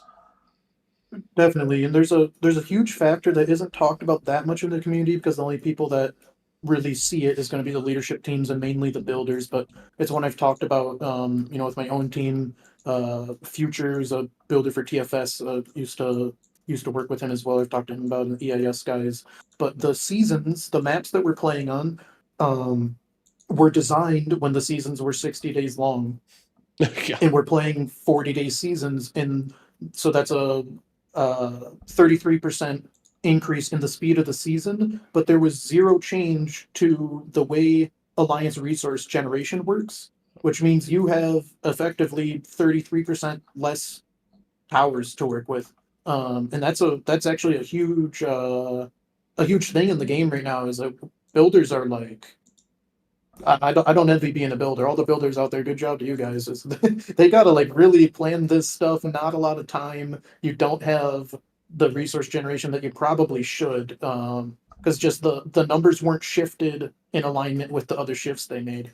So even when you take that into consideration, like Zone 2, you're saying Zone 2 doesn't really matter. It doesn't. It's two rocks. I think you get one gold head as the reward if you hold two rocks at the end of the season. So I mean, yay, one gold head. And then zone gate 5 you can invade, but you better plan your shells right because you got to go into the other zones and you don't have towers to waste, in the current form of Call of Dragons. So uh, yeah, it has big impact. I think pretty much nobody except leadership teams even, it's not a topic you hear much because people don't worry about alliance resources unless you're the guys placing the towers. But yeah, the tower generation needs to be shifted with the speed of the seasons. Yeah, no, I think that's a really good point. Is you've done. I mean, I think they did do a little bit of map adjusting for Rise of the Dragon, but yeah, if you're talking about some of these older ones like Calling of Courage and Winter is Upon Us, I don't know if they've done an overhaul on the maps since the 40-day season time reduction was instituted, which would probably be a decent thing to maybe consider, or maybe hey, Yeah, just keeping the ROTD KVK map in cycle or in rotation. That obviously could have been an option too, but okay. yeah. No, a lot of these, I'm in that King's chat you're referring to. So a lot of Yeah. these things, like I'm giving them this feedback, hopeful that it's implemented at some point. Yeah. But yeah, we'll see. Oh boy. Well, all right. Guys, listen, I'm going to, or I should say guys and gals, I'm going to open up the floor now. So if anyone has a question for Vital, please go ahead and type it in the chat and we'll see if we can get those to him. Vital, as far as the kingdom and A2G itself goes, what are some things you guys do in the kingdom that you feel are or maybe good selling points, or again, if people were interested in checking you guys out, what would be some things and some highlights that you would want to let the people know about, let the people know about? Yeah, I mean, so we see ourselves as, one of the last standing G3 kingdoms, right? So, like I mentioned earlier, you had NN, us, and LTS. Both NN and LTS are not here anymore. So we take pride in being a home as for a lot of those G3 accounts. A lot of those guys disperse to top alliances as well. It's not like all the G3 accounts are here or anything like that. But we've been around through test of time, still here. And we take pride in that. I try to go for a balance of competitiveness without going over that thin line of so competitive that people aren't enjoying themselves playing the video game. Because at the end of the day, people are spending upwards of 50 grand on this game, depending on how big their account is. Like, they should be having a good time. So I try to go for that balance, and it's a hard balance. Sometimes we might go too competitive. Sometimes might should be more competitive, but um, I try to go for an in between. So we're not gonna compete with the top wallets of the game, and we have no intention to. But we also intend to be strong for the power that we're at. So trying to find that middle spot, and it's been going well for us. We got our kingdom pretty cleaned up in terms of lean power. That's one of the big focuses of our kingdom. I know a lot of kingdoms in the previous season, which is why we only got 160 this season. So we got rid of almost all of the accounts that we wanted to. So we're slow building. If we get accounts that feel will contribute to that lean power, I interview them individually. Um, we take them in, and we're in no rush to be one of those kingdoms that rushes to the top and then flames out. I take a very opposite approach. So build steady. I got a lot of my people with me that have been with me the whole time. So we're having a good time over here. Okay, awesome. No, man, that's great. That is absolutely great to hear. And I think anytime you can be a nice safe haven for anyone, as you stated, kind of in G3, or for those that are just, even if it's just looking for a place to go, just depending on what you guys offer, it's always something. And if people do want to get in touch, just to reach out and ask any questions, who can they reach out to? Yeah, just message me on Discord would be the best way to get in touch with me. It's just Vital8, so just the number 8 after my name. Um, I'm on this game all the time. That's all I do. So just message me there. All right. Let me see if anyone had asked something. Doesn't look like it for what we have right now, which is quite all right. So I guess before we transition, so fam, listen, we're going to be transitioning. We're going to watch some LioN and FSK fights because they're going at it right now. And LioN looks like they're possibly giving FSK and K282 the business in a 1v2, which is pretty nuts right now when you look at the power differential. So we might go watch that here in a sec. But before we finish up with Vital, any shout outs, declarations, shots you would like to fire off? Go ahead. No shots right now. I'm it's a chill day eating tacos. We're in a good mood over here. But we got UHA versus 25 in zone 3 in about a day and a half. I don't know if you're gonna be watching that one, but should be an exciting fight. So looking forward to that. Shout out for UHA and putting in my prediction. They're gonna take the W in that zone. So yeah, looking forward to it. We'll be playing Builder Tycoon down here until until they let ATG back into the action. All right. Well, nah, man, thank you so much. I appreciate it, man. Thank you so much for making some time for us. Oh, hang on. Edward has something for you here on what is the best rally and garrison pet? Best railing garrison pet depends on the heroes you're using. Moonbear's been dominating the meta right now. For garrison, it's Magro Goresh with a Moonbear has been the meta for quite a bit. People try all sorts of different rallies depending on the situation. But if you're going for a good pet, I go for Garrison unless you're the rally lead of your kingdom. Garrison you can make use of in Roots of War as well. Just get a really solid moon bear and put it on a Mogro Goresh with a what's the artifact called? Boss Knight, the shield, the G3 infantry shield artifact for the extra skill damage. That's what people are running. Oh my gosh, sure. testing my knowledge right now. I can find it. It's called the Shield of Sturdiness. Okay, You there need we that go. bad boy and a moon bear on a Margot Goresh for Garrison, and you're good to go. All right. Let's see here. Hang on. V asked. Okay. Here we'll do one more. V asked, "What are your thoughts on cost migration? How it impacts and affects the mobility of players? I personally believe it impacts the game in a negative way." Yeah, the migration isn't ideal for anybody. It definitely impacts the rate at which people can move. I mean, most accounts, at least in the ecosystem that we're dealing with, are over 100 mils, so they're getting that max migration charge of about $400. So it's no small thing to commit to a kingdom. When you're talking about $400. So yeah, so it's of course something that most people would like to see be more accessible. Because you do lose some players throughout the way, whether you're moving and they can't afford to migrate with people, or people want to move and they're stuck in a dead kingdom, and it's just not working out for them numbers wise. So yeah, I'd love to see it lowered, but I don't think that's going to be the case. Gotcha. Okay.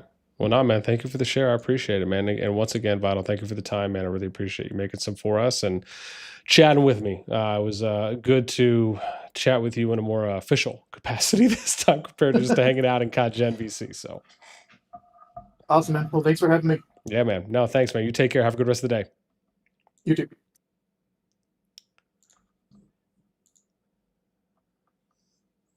All righty. So that's Vital. Yo, listen. Apparently, it's going downtown right now here in the KVK. So we're gonna watch a little KVK. I'm gonna switch the title up right now because I'm gonna be honest, man. LioN looks like they're giving them the business currently, and like this is pretty nutter butters, man. Yeah. Let me swap this out real quick because, dude, like they're 1v2ing. And they were just working down. Look, they were working this flag down. I think they were working this one. It's repairing right now. And yeah, so we're gonna watch a little bit of this, and then just depending on how long this lasts, we'll definitely touch on again. If well, I guess it depends. If this lasts for a while, we're gonna hang out. But if we find some downtime, then we'll work in some of that ban announcement that was made by the COD team. We'll definitely touch on.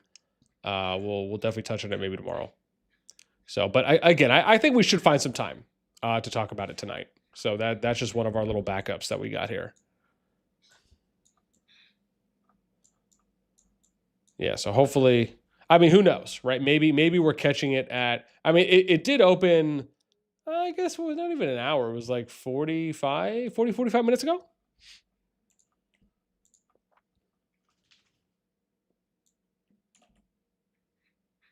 Yeah.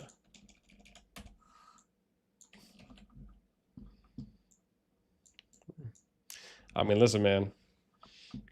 That don't look like cheating to me. Especially when Kyle was making all those accusations. But again, maybe we'll have to watch a little bit longer. V says, "Thank you. Listening to the interview was a nice addition to my commute to work. Hey, man, we appreciate you. Anything that can help you keep the eyes open and alert at the wheel, we are down for." Stan's like, "Nah, they cheating, fam." Stan, get out of here, man. This guy. Let me. Where am I right now? Oh, hang on. What's this? Let me go here. 30. What is it? 36. I'm gonna post this right now too. I wonder if I can. Not saying lying doing it now, but it's definitely a thing. Yeah, no, that's why I was trying to put things into perspective. Again, I was joking. It's like we're not going to see it. We're not going to see anything, whether there is anything, the immediate moment that we come and look. I think that much is yeah, of course. Gotta, obviously gotta keep things fair. Yeah. Oh, nice, sweet. Okay, cool. Yeah, I just posted in their chat. Dope sauce. Yeah, let's yeah, maybe we'll do another run. Where was I don't even know where I left off. Really, I gotta look at this now. Yeah, man. I mean, dude, they're putting some work in though. Like they got some good activity.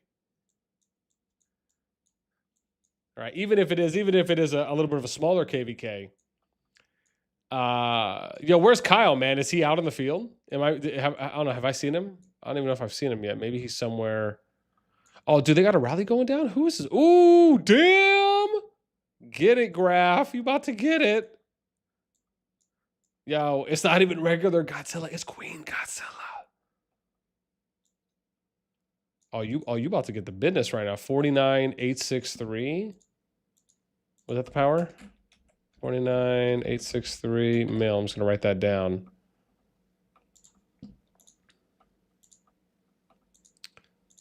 $569. Let's see.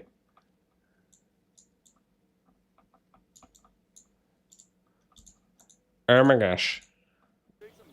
Oh, let me do that. Did I mute this? There we go. Let's mute that. Okay, now I can jam it out.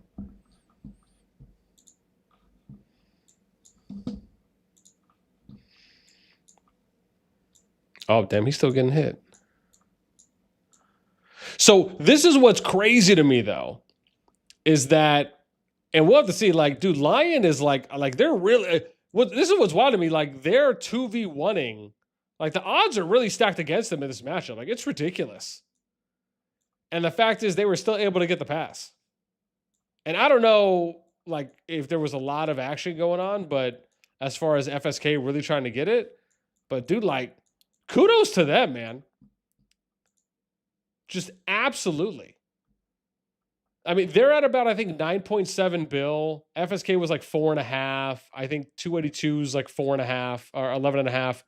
So you're kind of like around 26 billion versus, even if you round it up to 10, I mean, they're like 2.5 times their power. It's just, and like they still don't mind taking on the David versus Goliath fight. I mean, respect. I feel like that's all you could say. Yeah, it's just wild, man. Wild stuff. Wild stuff.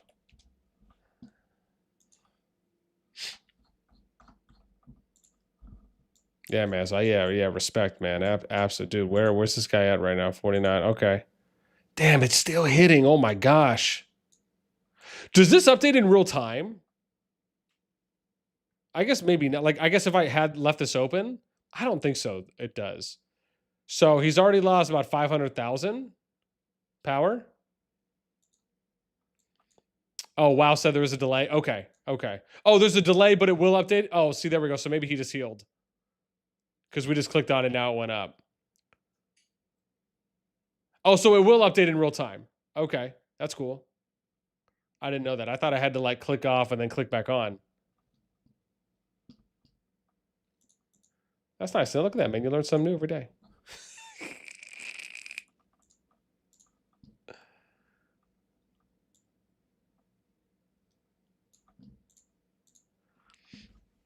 Okay, let's see. He's about to take another hit here. Where's the damn, dude, this rally is still pretty full, man.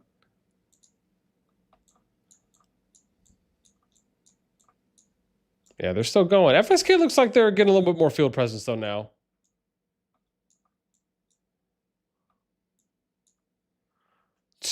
Man, they're just Drixia on the calf, man.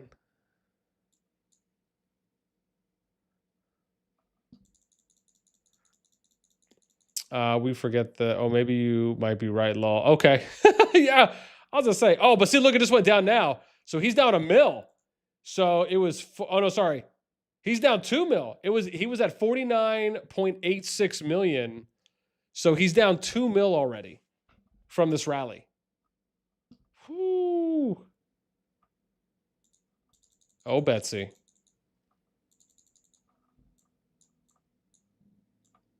Dude, okay. FSK's backing up a little bit now. How's LioN's replenishment? Okay, they still got some guys. I wish there wasn't as many dead people standing. I wish there wasn't as much. dead people standing around, but how does their area look? Have they like scoped all this out? You know what I would have liked to seen them do? Well, I guess it depends on how many active people they have because they don't really have too much more room to try and get some faster replenishment times at this point. Yeah, I mean they might be just doing the best they can. Oh, did they disperse this? Oh, maybe. Oh, maybe they went back to hit the rally. I mean, look at that, man! Almost 3 mil on that rally hit. I mean, touche, man. Especially if they're just going to be able to keep hitting people. That might not be a bad plan. And plus, they're also fighting on their territory, so I guess it's not that bad with them having the pass control.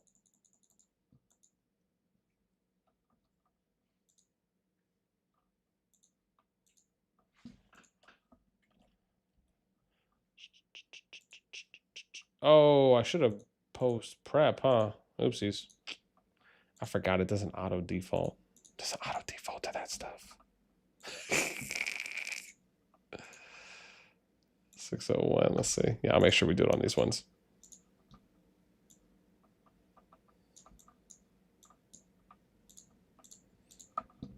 Oh, here they go.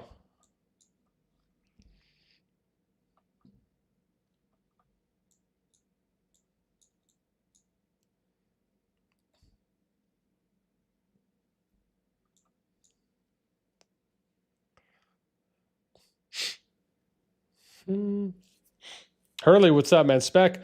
We should spec 14BR. Oh, is there more action going on over there?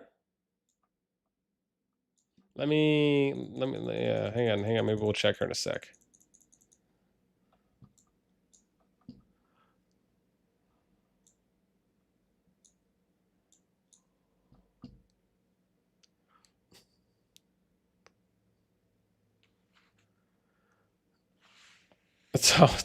Tell me what's up, man. Oh my God, I love this dude. He is so nice. It's sad he's taking a rally. Stances Kyle's hitting his 40 accounts for merits to make it look like he fought.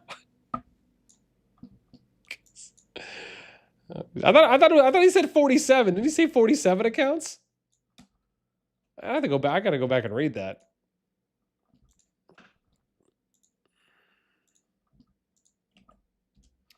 Yeah.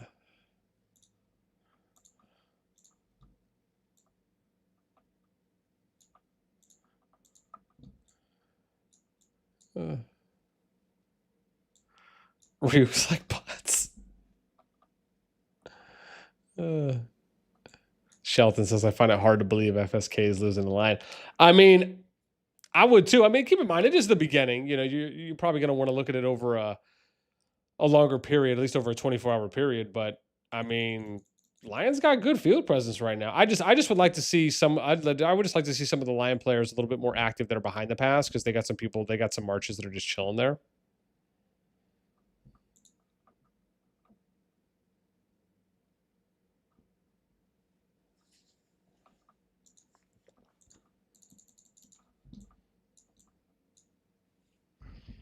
Stan always hits the point. Oh, there we go. Looks like FSK's. Oh, okay. Oh, looks like they're re-railing the pass.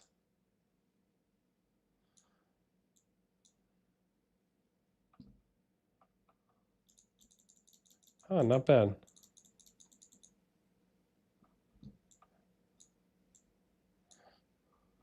Yeah, like some of these people. Oh, so actually, some more of them came over. So that's actually not that bad. So they have less now. It looks like at least more than half of the people that were just kind of standing there what it looked to be AFK. Maybe they were just waiting as well.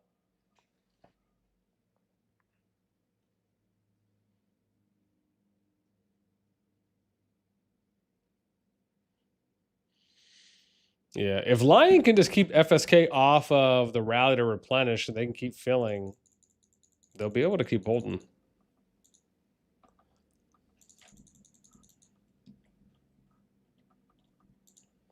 Yeah, and that's the thing. I don't know what their times are. Maybe I should reach out and ask. And also keep in mind, they might still have some Lion might still have some players that are banned.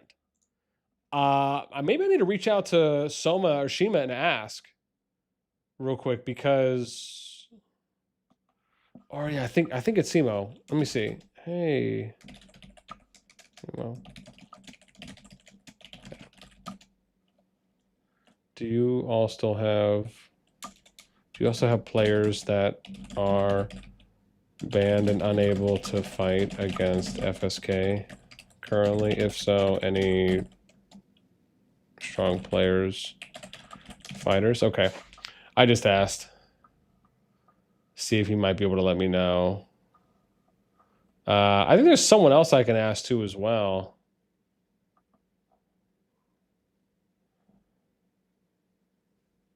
Or... Oh, my bad. I think he's... Oh, my bad. I just asked the wrong person. I asked someone who's in 513. That's totally... Yeah, that's totally wrong. I need to ask... Who was it? Oh, never... Okay, no, yeah. Okay, Samus let me know. Okay, sweet. Okay, oh, wow. Wow, okay, dude, this is nuts. Hang on. Oh, wow.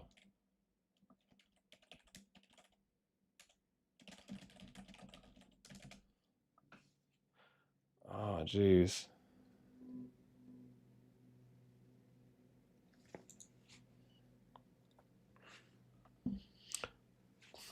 Damn! Oh my God! Listen, fam, listen to this. So I appreciate Samus letting me know. Samus is telling me that there are still 50 people banned from LioN, and LioN is putting up this kind of fight, bruh. Bruh. I mean, respect. So he said there's 50 people still banned for 4 days. And he said he's saying 25 of the banned players are T5. I mean, I feel like that's all we need to know. Like, dude, that is nuts. I mean, damn. Like, it's that bad. And keep in mind, I don't know. Oh, dude, let me ask him. Is this uptime? Is this LioN uptime and FSK downtime? Or how does that look at the moment? I'm going to ask him. I'm going to ask Samus what, because I'm just curious. Dude, he said this is LioN's downtime right now. Okay, oh, so it's both. Okay, so you and FSK are kind of on the same time. Okay, so he's saying this is LioN's downtime and FSK's downtime right now. Okay, so at least they're aligned on that. Dude, wow. Okay, oh yeah, okay, thank you, Foul. Foul said LioN's Vietnam plus Europe. Okay, so yeah, okay, that makes sense. But still, man, like this is both of your downtimes, and you guys got 50 players that are still banned, and half of those are T5. Dude, that is nuts. Jeez. Yeah, man. Mad respect. Mad respect that LioN is still fighting. How easy would it have been just to be like, all right, dude, F it, let's throw in the towel, right? Let's just wait till this ban is lifted and then we'll go back and fight. Now, I don't know if they'll be able to do it, but what if LioN holds off FSK until the other LioN players come back from the ban? Now that might be hard, right? Because that's 4 days of action. I don't know if that's a realistic expectation. I mean, maybe if they can focus a lot on the open field, like maybe if they can push them off of the pass, maybe get a flag or two distance away and like really focus on the open field fighting, right? And or I don't know, maybe the Bastion play aside from the pass, maybe. Don't get me wrong, like I feel like that could be a tall order, because for you to hold off for what 4 plus days at this point until all those players get off cooldown, unless they're maybe able to get off cooldown earlier, it's just. Yeah. Like, that's wild.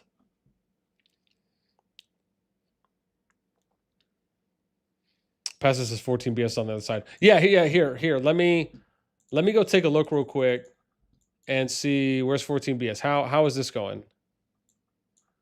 Oh, damn, dude. They got oh my God.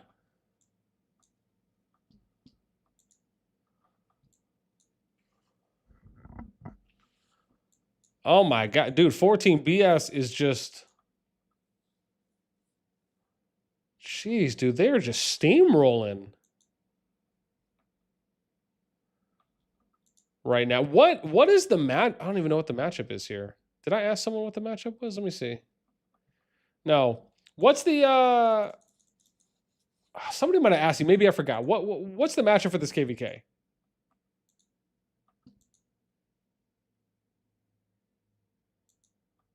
Okay. Okay, Sphere Power times 14. Oh, okay.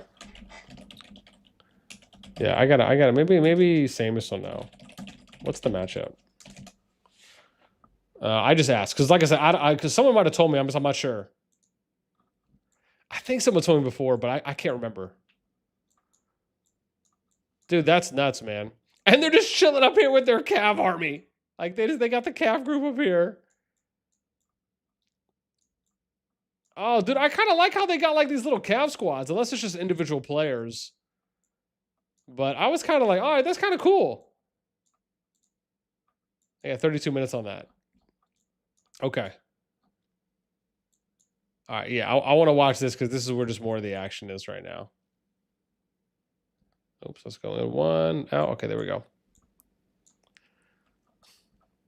Oh, I see. Okay, so the matchup right now is it's 14 BS and LioN versus everyone else. Oh, okay. Oh, sorry. Plus the CNN versus. Oh, so Tom is saying it's 14 BS LioN CNN versus 282 KL7 FSK. Okay. Because I just want to write this down so I know.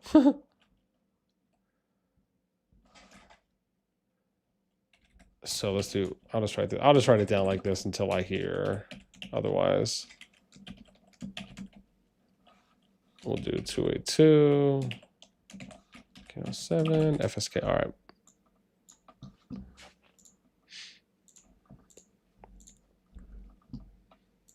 That, jeez.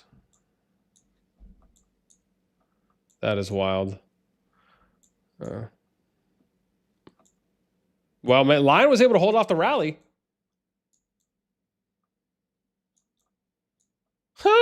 Dude, oh my gosh, they have good activity down there. I didn't even notice this. I thought this was the main fight. Wow. There's a little bit more activity than I was anticipating. Especially for the downtime, plus 50 players banned.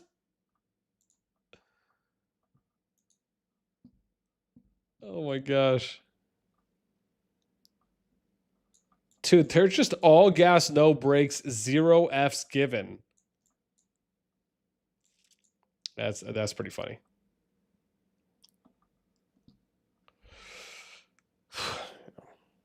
Edward says, looks like Kyle's plan is failing. Who knows, man? Who knows, honestly? Jeez.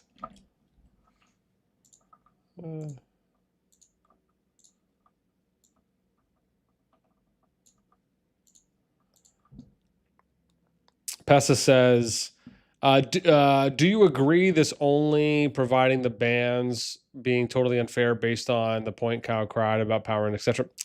I mean, look, I mean, I covered this, I think, yesterday or in the video the day before.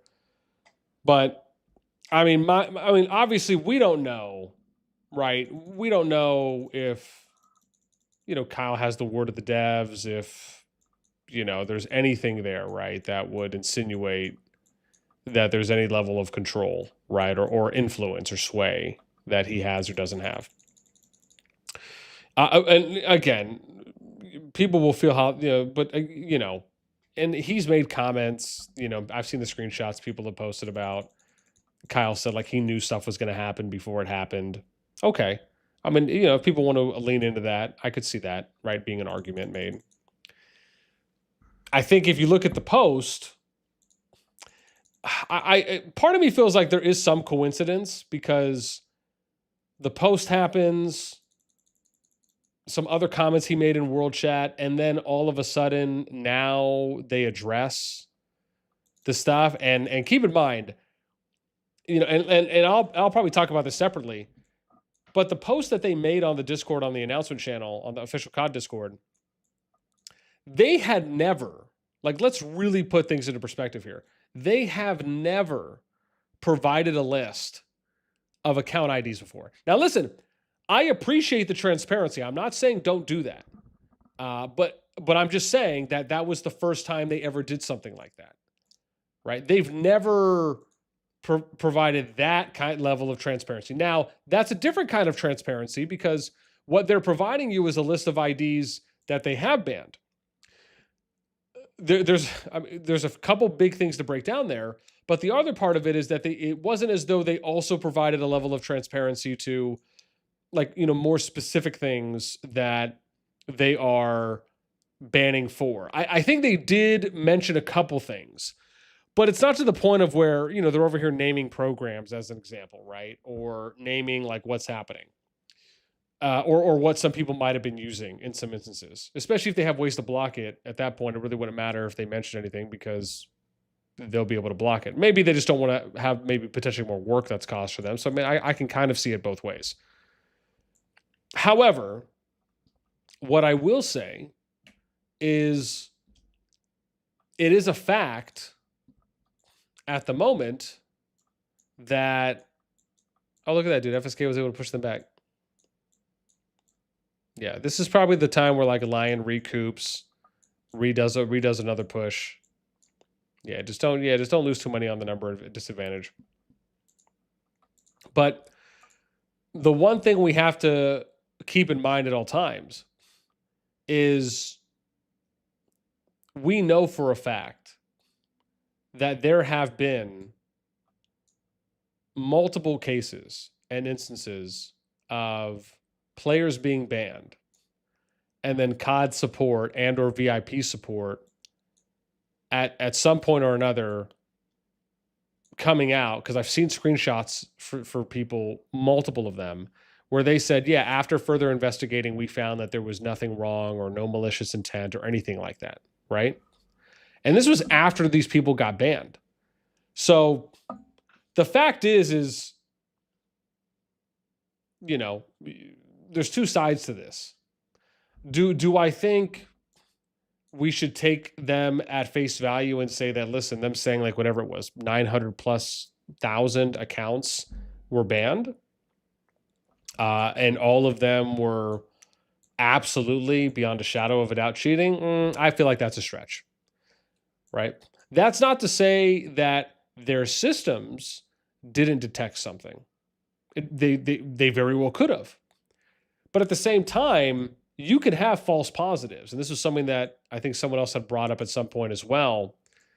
And clearly, it's either false positives, which could very well be the case, because we've already seen that happen multiple times, or it could be that whatever the system is detecting, maybe the system needs an upgrade. Maybe the system needs an improvement, right? To address things that are actually happening. So,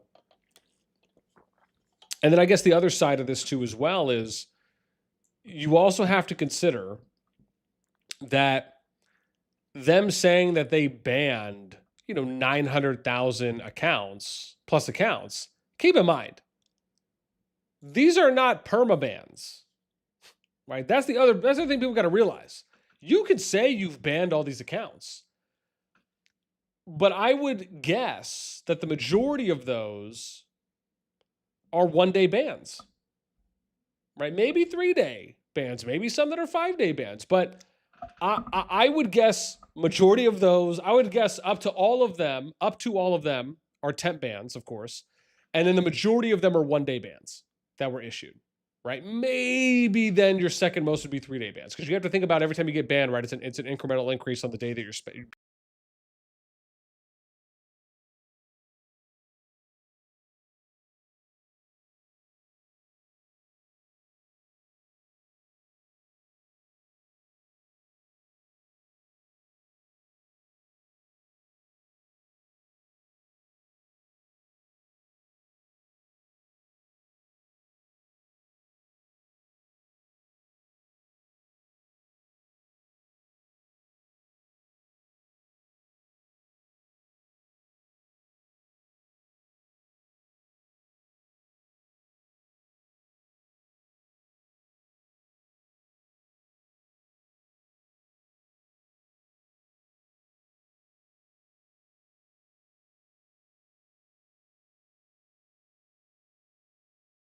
Okay, am I back? I should be back. I should be back. Testing, testing, testing. There we go.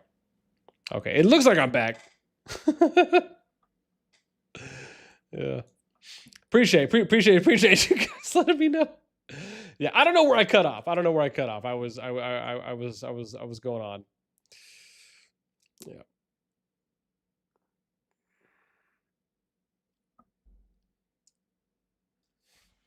Yeah, Pessa says, yeah, I don't know if you saw this. Yeah, no, that's what I was talking about, Pessa, was that list they posted. Wow says we need to bring the Mythbusters back so we know for sure. Yeah.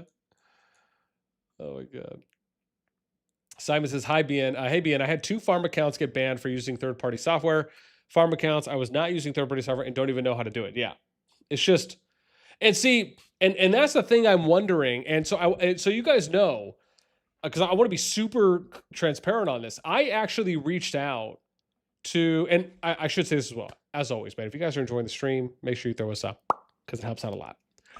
So I actually reached out to the COD team, to our CC reps, and I asked a couple questions about this because I was curious on if, for example, if you are using an emulator, not the software. Sorry, if you're just using an emulator, right?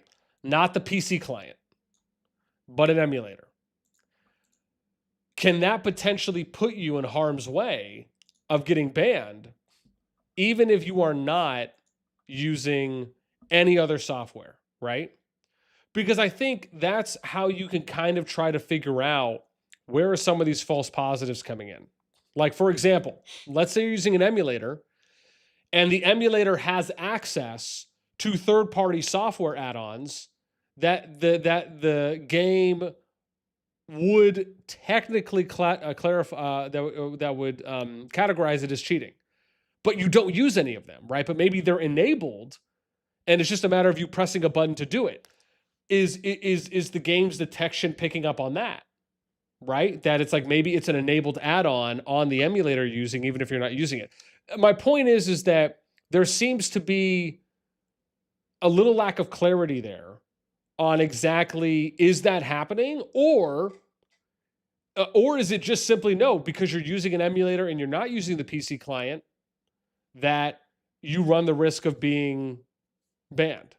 So I asked a couple of these questions to them because I'm trying to get a little bit better of an understanding on this, because I thought, okay, well, this would be nice to ask, so we can try and at least dive a little deeper into this. So they pass it along. They're gonna get back to me. Wow says, I don't know. We all know that reverse engineering is used to make scan of servers to get all players' info plus Android emulators that do all this sort of stuff. Yeah.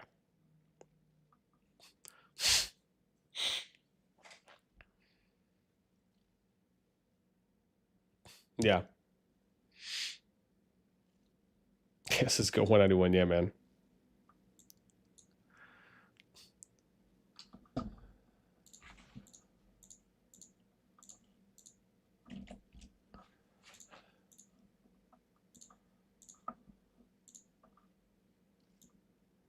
Dude, I am still sore from that Murph I did yesterday. I think it was nutty. Pesta says, the list is totally, you said Emmy? Did you mean empty? It had no time of the ban, and all the bans are near ID, and every single one of the list banned for the same reason. Yeah, so someone said that. I haven't taken a look. I haven't looked at the list yet. One of the things I actually thought would have been cool to do would have been to just go through the list and like plug in a bunch of IDs and just see if we, notice anyone, and maybe even reach out to some of those people and just be like, hey, you're on this list. Or sorry, I guess I couldn't do that. I'd have to look. Oh yeah, I don't even know if I'd even be able to pull up the IDs. I'd have to look on the search Lord function now that I really think about it. So I'd have to think about it. I'm unsure currently. Maybe not, but I'd have to go and look. Wow says, if they calculate the time between click and the gap between the farms came and go. Okay. Simon says, I was using BlueStacks and my phone. Cutter says, yes, but imagine being banned while playing on PC. No, absolutely. And that's the thing, right? Is like, how many people were banned that only use the PC client? You know what I mean? is how can you say, I don't know, like that to me, I would argue does seem like a little bit of a stretch at that point. But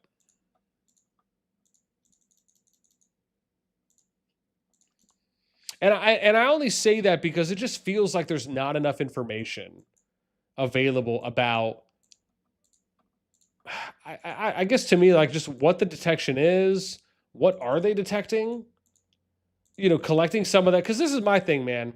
If you are willing, and again, right, we will forever be able to use this as a reference point because Mark from NTS told us that the devs came into their Discord server and contacted them and did a bunch of verification checks with the NTS team personally and verified for themselves that they were not cheating. And Mark told us this when we did that NTS interview yesterday. So, you know, and again, and some of their players were falsely accused. So it's just, yeah, man. It's just, I mean, like I said, it's one of those things where, like, you know, you wonder about that. And again, my whole thing is this, man. If let's say there are some improvements the system needs to make, and or if there might be false positives that are being generated, which I believe there are, then, you know, it's just a matter of addressing that and just saying, look, this is what we found. Like, we did an internal investigation. This is what we found. We found that a number of accounts were generating false positives. We are looking into this and we're reaching out to players so we can better get an understanding. And then we are going to work on making improvements to our cheating detection system. No one would be mad at that. Like, I think everyone would support that and be on board. Sure, would people be upset that they got banned? Absolutely. But if you are self-aware enough and you're humble enough to acknowledge that, hey, there is something fishy going on here, let's put some work in to fix it. And let's work with the community on this to make it the best that we can. So that way people that are not cheating are not falsely accused or falsely burdened with a ban. That to me is a positive step. So it's, you know, yeah. It's just, I mean, yeah, it's rough.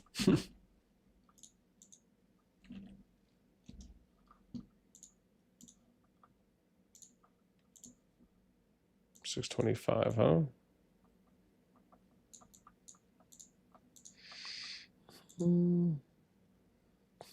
Oh, also, dude, we had someone that signed up for a membership. I got to call out to this real quick.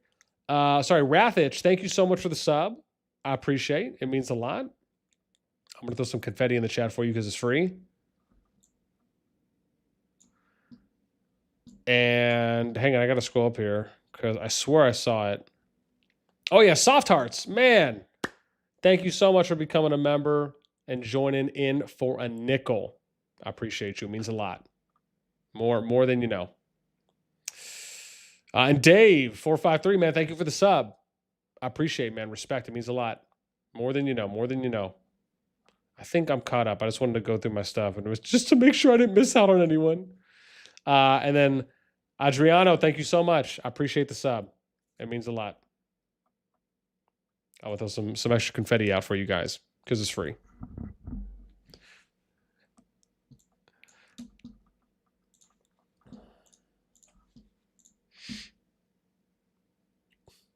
Yeah, Pesta says the difference in that is the money spent in these alliances. I mean, listen, you wouldn't be the first person to make that, to say that, right? To make that argument.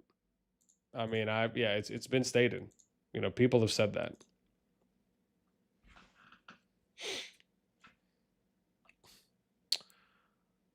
Yeah.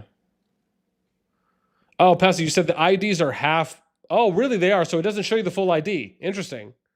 You said you only see the start and the end. Oh, wow.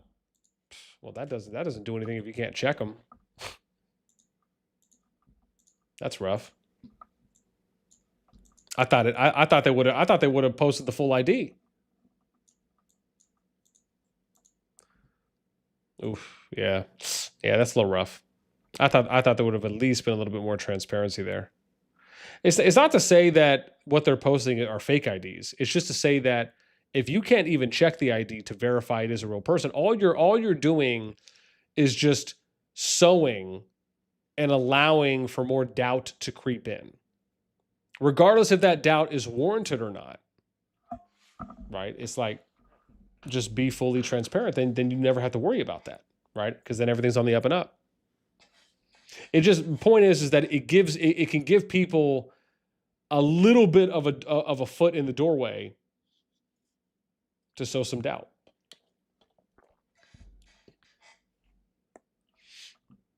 No. Dude, LioN's coming back out though.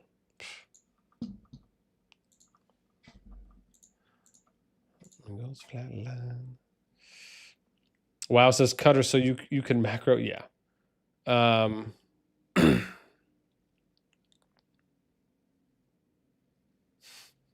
Wow says you guys are wrong. Python, you can make a program to. I mean, you could probably do that stuff with like ChatGPT and stuff too. Stuff, okay, yeah. Cutter says, never ever used any of this. They said I scripted. Next day I used AutoMod, then emulator. Every time was a lot. Oh, jeez. Yeah. Yeah. Kendra says, on Bloodline, the community manager of Goat Games was doing open meeting one time a month with the players, and they were able to ask questions. Really? See, man, I love that stuff. There was this game that I played for a little bit. It was a third-person shooter, and it was kind of like a MOBA style third-person shooter, but it was like a battle royale, and they had teams and stuff. And it actually kind of almost looked like Halo. For those of you guys that played Halo, it was like a top-down. It was a top-down third-person shooter, and it looked like Halo. It played so well. Oh god, it was so much fun to play. I'm forgetting the name of it, but I do remember the devs of that game would do something like that. They would host like a little kind of open town hall once a month where they would give updates on the game. They'd listen to feedback. They would take some questions. Like, it was just really nice. Yeah, I mean, obviously not everyone's going to do it, but again, I appreciated it. I tuned in a couple times.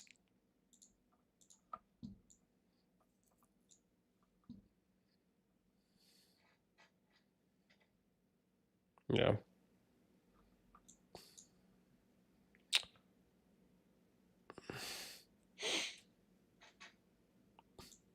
Wow says, Cutter, I'm not pointing fingers. I just did some research and made a little program to prove my idea, and it worked against the game, against the game's anti-cheat, and it was just a merit OCR program. Oh, see, there you go. So it almost makes you know what would be interesting? Oh gosh, and wow, or I should sorry, I'll say new now. You're giving me a really good idea now. I almost wonder if someone tested this, right?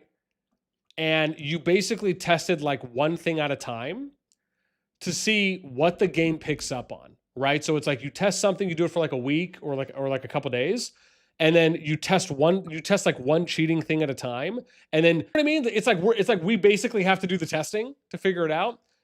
But just, and again, I'm saying it purely from an educational constructive standpoint of figuring out how their system is identifying what as a way to help the people that are being wrongly convicted of being banned, right? Or of cheating. I almost wonder if anyone would do that. Just like, and do some tests, record it, and just like, for their own stuff, right? For offline, not to say like record and like, have to publish it on YouTube or anything, but like just do it for science. Yeah. Yeah. And again, to be clear, I'm not sitting here advocating for people cheating or anything. I'm simply saying it would be interesting if someone did tests and like you did one thing at a time for a couple days. And I'm talking like on a scout account. I'm not talking like on a main account that's going to affect anything massively. I'm talking about you in like your corner of your home kingdom, not affecting anyone, but you're testing it to see what the system is going to pick up, right? And it would just be, I don't know. I think it'd be interesting. I don't know. Maybe it's just me. For science.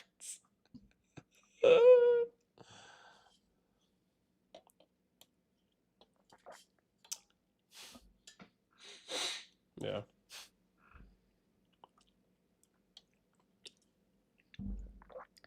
Oh, interesting. So Samus just told me that who I believe is one of the players here in 310 for LioN, he said that he plays on 2 accounts. Oh, I'm sorry, I should say they. I don't know if it's a guy or girl. So they said they play on 2 accounts. Using a laptop, and he said, and they said that they got banned on one of their accounts, but are not banned on the second account. I mean, there you go.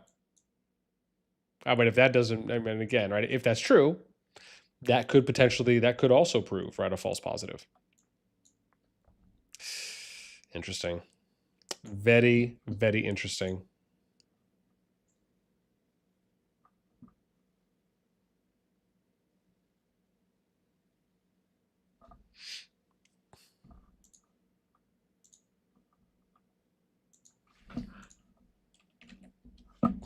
Oh, hopefully we'll see a little bit more action here in a moment. I think LioN's getting ready to push. Doing you lonely. Oh, I'm too low for this. Rough life.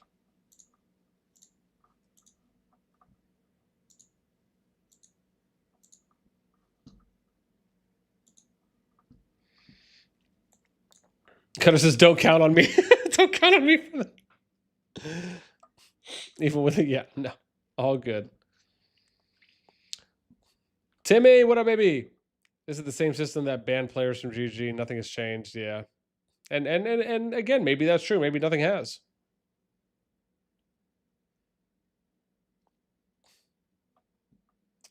Yeah. V, I'm kind of glad they didn't post the full IDs. It would look like public shaming players that it potentially might. I mean, I don't know. I don't know if that would have been the case, to be honest, V. I think there's enough awareness out there right now about the situation where, especially with me covering it, I feel like there's at least enough where a decent amount of people would know that, like, listen, man, not all of these are legitimate bans.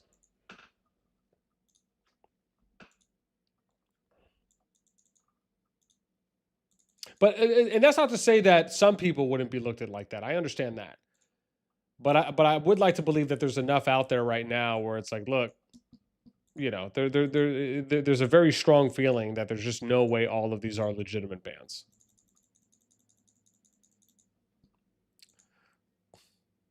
Okay, Catcher says, yeah, he would make open meeting where only him could speak and players. Yeah, so it was like a stage channel. Yeah.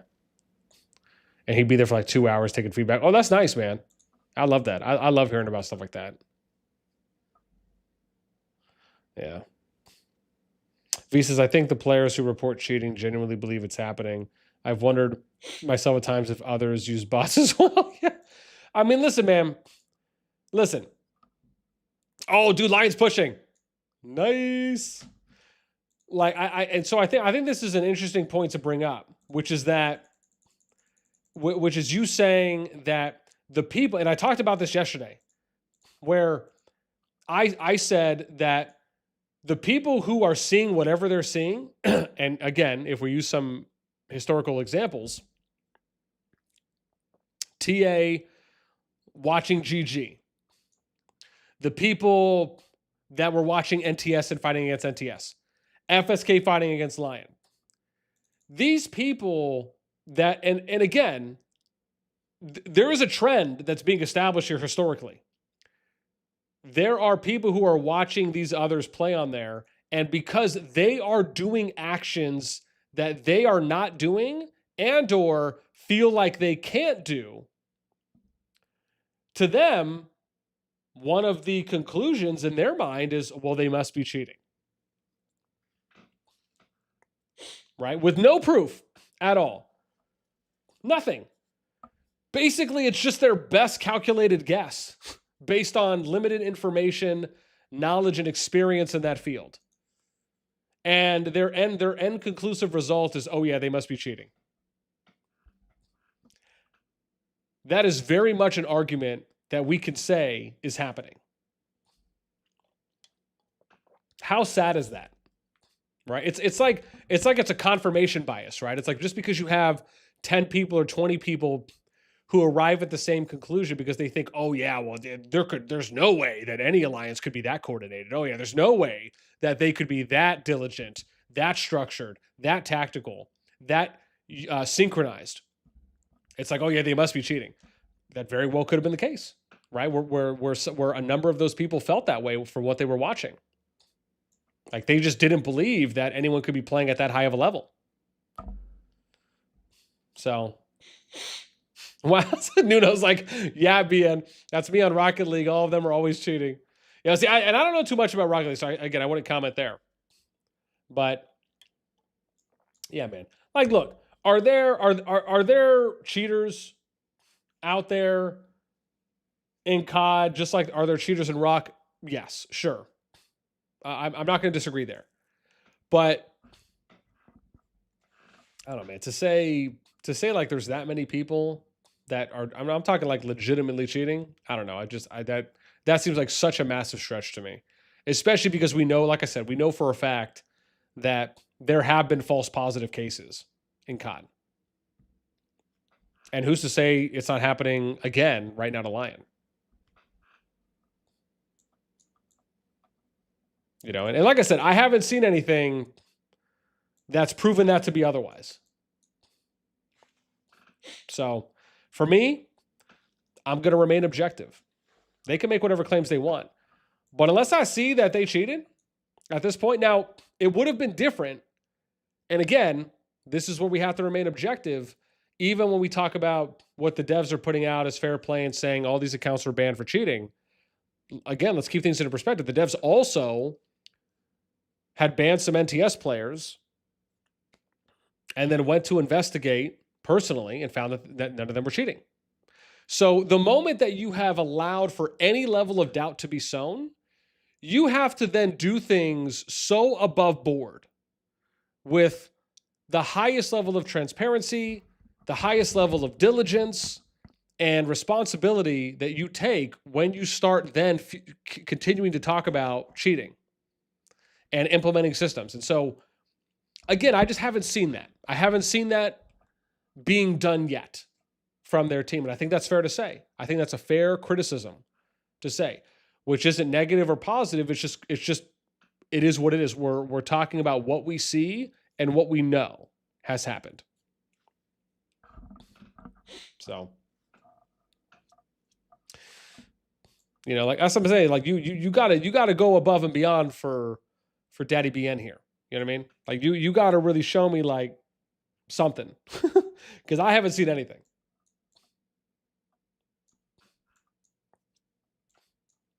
That's why to me it just kind of sucks because like when these kinds of things happen, you know, like you would almost like to believe that there's a little bit more care being taken because any of the players that were banned could just decide, dude, I'm just not going to spend on your game anymore. Like, I'm not going to play your game anymore. All that does is affect their bottom line. Why wouldn't you have a little bit more? Why wouldn't you try and take a little bit more diligence, care and diligence to that? Right? Even if you're just doing it for the T5 players, I mean, just anything. Or maybe you prioritize them first, then you get to the, like, whatever it is. I'm just giving an example. Yeah, oh man, it's wild. It's wild to me.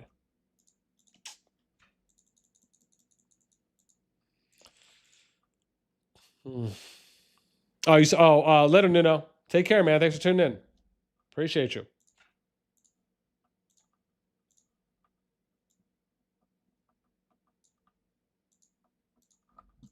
Oh.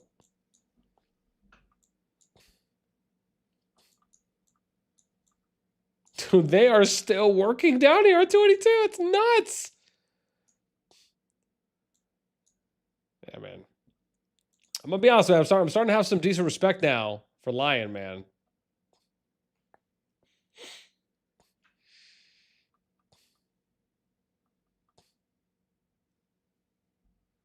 Yeah.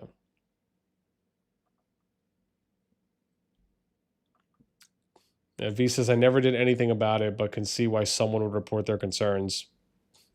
It's the dev's responsibility to check the allegations. Yeah, it's absolutely. Yeah. I mean, it just, someone had said this yesterday. It kind of feels as though it's not an innocent till proven guilty, but it's like a guilty till proven innocent approach.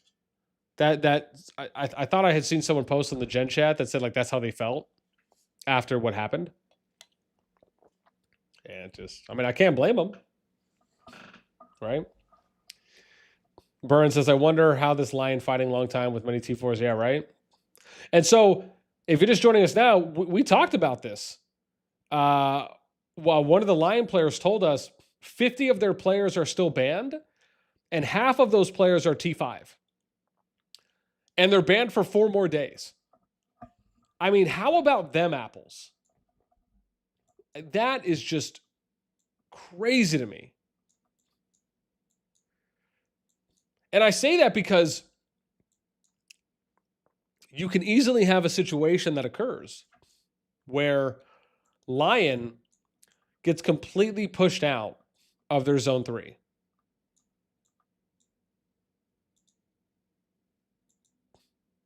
Right? Obviously, 14BS could help them out. That very well could happen. But, you know, and 14BS is pushing over here. So it's kind of like, I guess to me, it almost feels, I mean, really, if you think about it, their strategy is 14BS just needs to push as fast as they can to get over to FSK. And then LioN just has to hold out long enough for BR to get there, 14BR to get there. Right? I mean, maybe that's the plan for them. And if so, I don't think that's a bad plan. Because that, like that just might be what they have to do.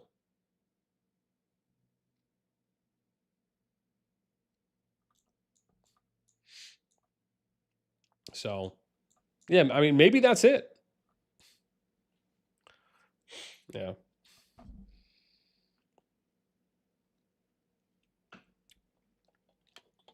Yeah, Nuno says, Guns got a 24-hour ban, I believe, and I played some seasons with him, and I almost put my hands on fire for him.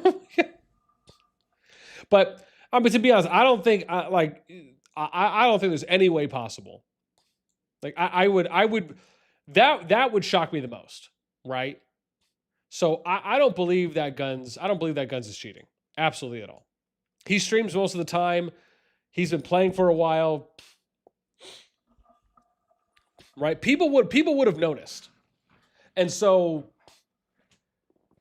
the fact is I think what ended up happening to Guns is probably what ended up happening to a lot of other people's. I think it speaks to what Timmy was saying earlier, is that they still have the same system in place where you can just have a bunch of, now this could be tested, right?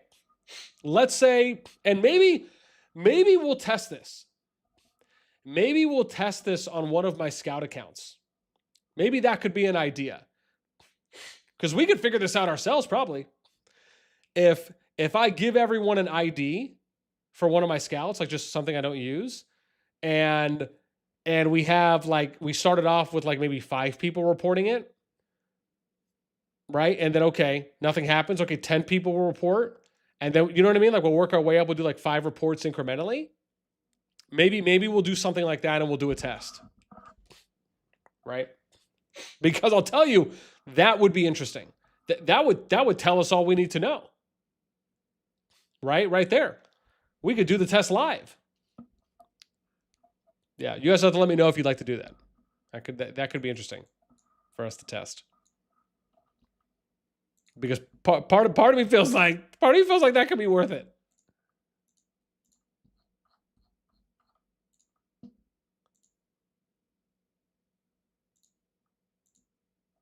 Yeah.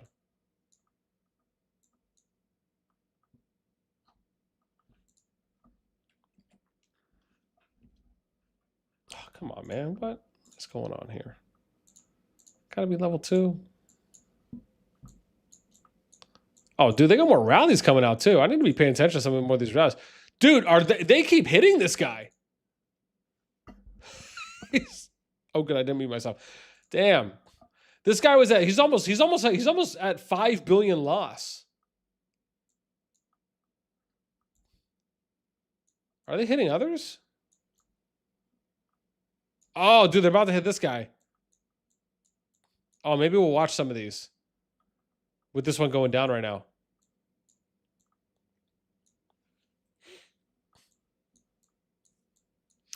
I mean, is this kind of smart of them? I mean, dude, they got this tower down to 41%.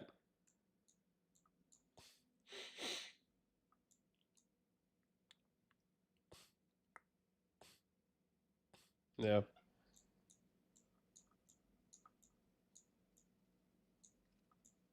Oh, it's gonna hit this person, Hot Man.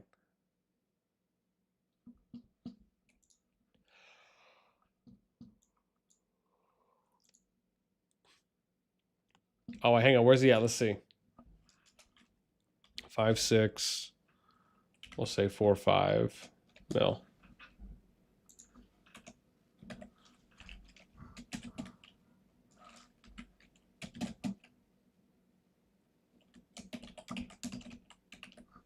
I'll write that person's name down. And then who's that? Graph something? Okay. All right. We'll check on Hot Man in a sec. Because that rise is gonna need a little bit of time to work its magic. Oh, there we go. Gotta stop. What am I? 621? All right, nice.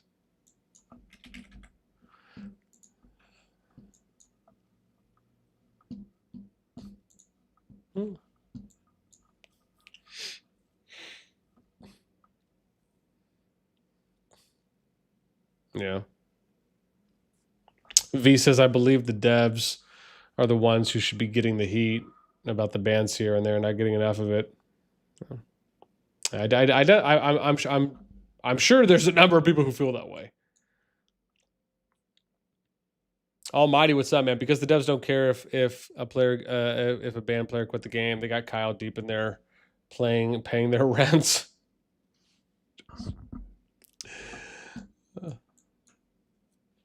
I'm sure he probably could. Kidding says FSK is the worst alliance I've ever fought against. They cried in the GG season so much. I don't know LioN, but because it comes from FSK, I automatically don't believe it. No. Yeah, to each their own on that one. Foul says FSK swarmed our bash and lost 600k troops in 2 minutes. Jeez.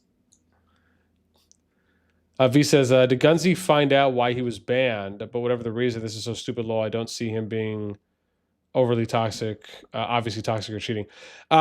He did. So he I believe he said that they said he was using scripts or something, and apparently, or I should say supposedly, he threw he's thrown a fit. He told them straight up, like, this is just BS. Obviously not in all of those eloquent words, but yeah, he's made it very clearly apparent to them, and he even talked about this. He even talked about this on. I joined a stream yesterday just to chill for a bit, and he was playing, I think, Call of Duty Warzone or something, and he was saying that he addressed it with them, and he doesn't know if there's anything that they're going to be able to do about it. But he was basically saying, he's like, look, man, if I can't play on my account, like, streaming is his livelihood, right? So, he, guns, like, does really well when he streams.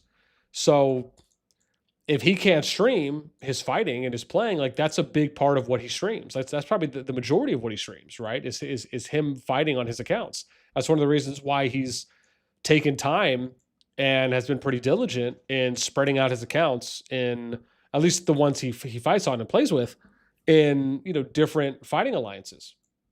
Which, again, we talked about this before, where I kind of covered his approach and his tactic behind that. And I thought that was like one way to do it. It was a good idea for the type of content he mostly covers.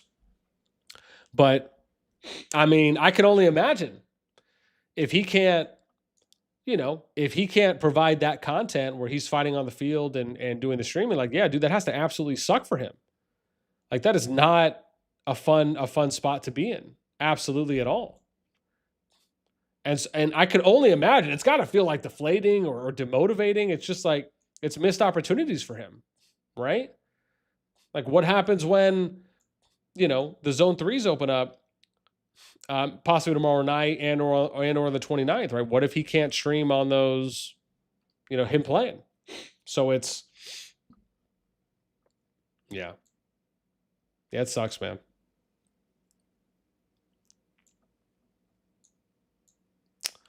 It's a rough time, man. It is.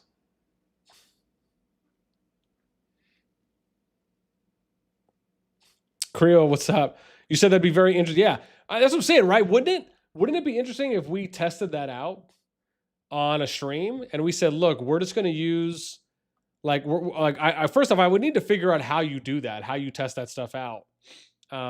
As far as, excuse me, like how you would, what you would report, where would you go, what the steps look like for that. And then I would have to just pick one of my accounts out and I'd have to go log into it.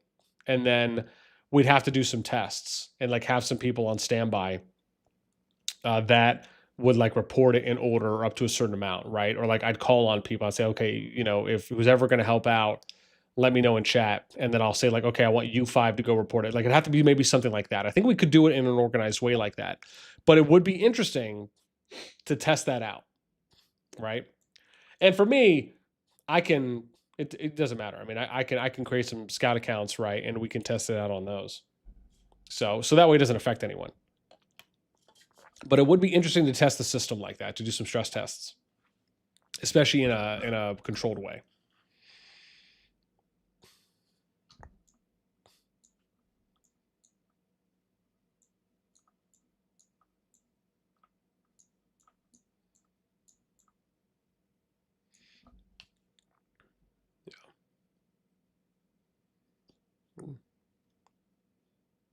Yeah.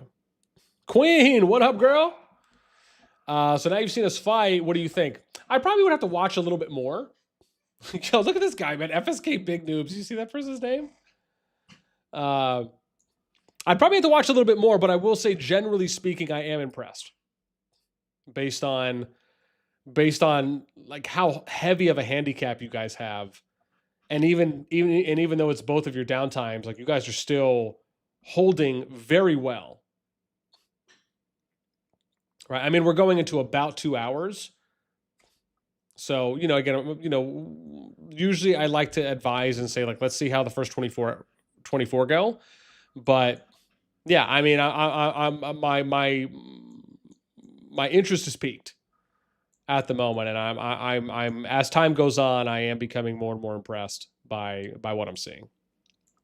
But as far as if I was to give a little bit more of a tactical breakdown for what I'm seeing, I'd have to watch a little bit more. And I also would want to see how both teams fight usually during peak activity, especially at full strength too as well.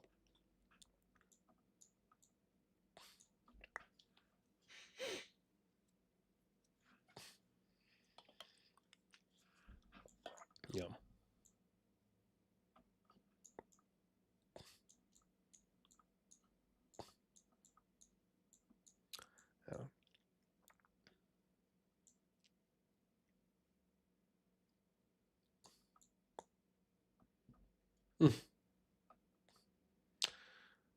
Almighty says Lion's Heart fighting. Yeah, man. ProCop, what's up? What do you think about the wave ban in 5.13?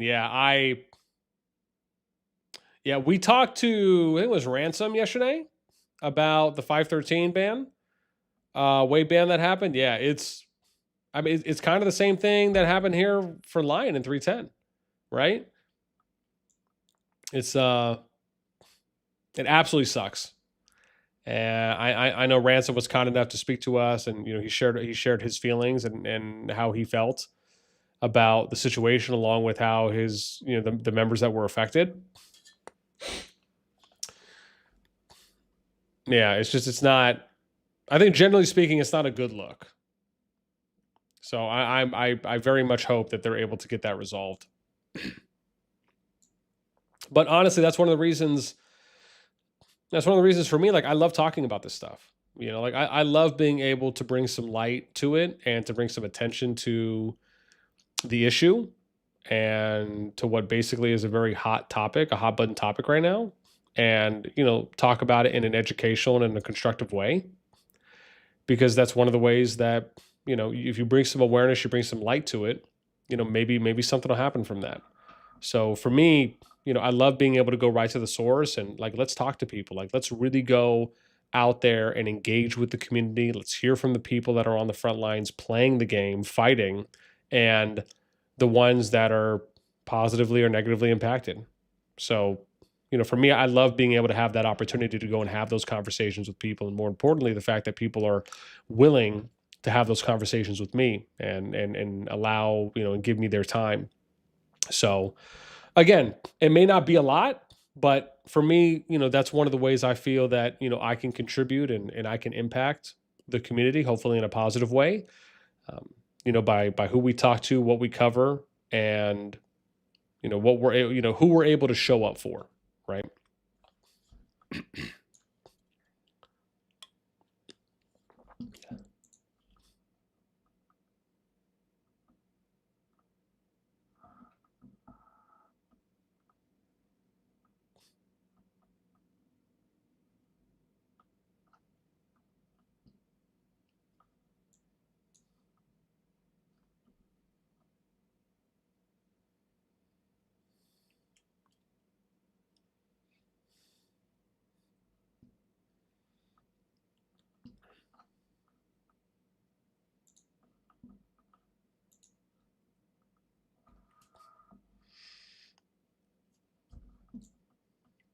V said, so he should. He doesn't sleep and he streams for long periods. Not sure why they would ban someone who's so open about his game. No, absolutely.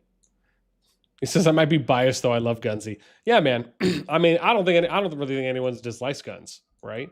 I mean, even I'm a fan, and it's just yeah. It's I think that's a good point, right? And we touched on that a little bit before. He streams so often.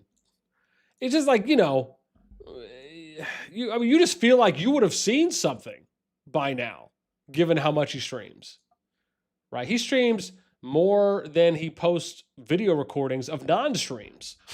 He probably streams more of wars than he does fighting wars off stream.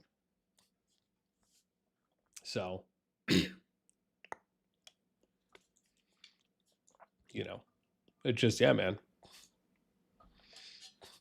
Thankfully, I'm kind of safeguarded in a sense because in order to like impact me in some way, you basically would have to go through and ban all like 650, nearly 700 of my accounts. I just don't know if anyone's going to go to that effort. Right? And if I wanted to, I could make a second account in the kingdoms that I already have an account in. So, you know, I guess if there's anything, as you know, that helps me at least sleep a little better at night for me, that would be one of them. You know, it's funny because I've had people that have reported my scouts before and they've been banned. It was only like 2, I think, maybe like 2 times that I can recall in the past 2 years. But yeah, it's just like, who's going to go through that effort? It just, I can only imagine how long that would take. Right? Because plus you have to find them all. You know, it's like you got to play Where's Waldo to find them. And then you got to organize to get them banned. It's just, yeah, man. So, I mean, you know, good luck with that.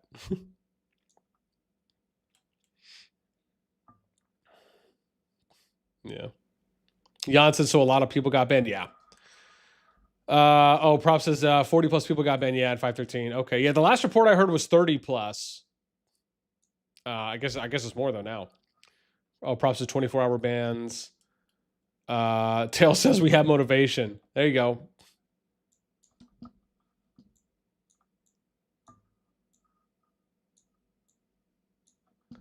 Love me.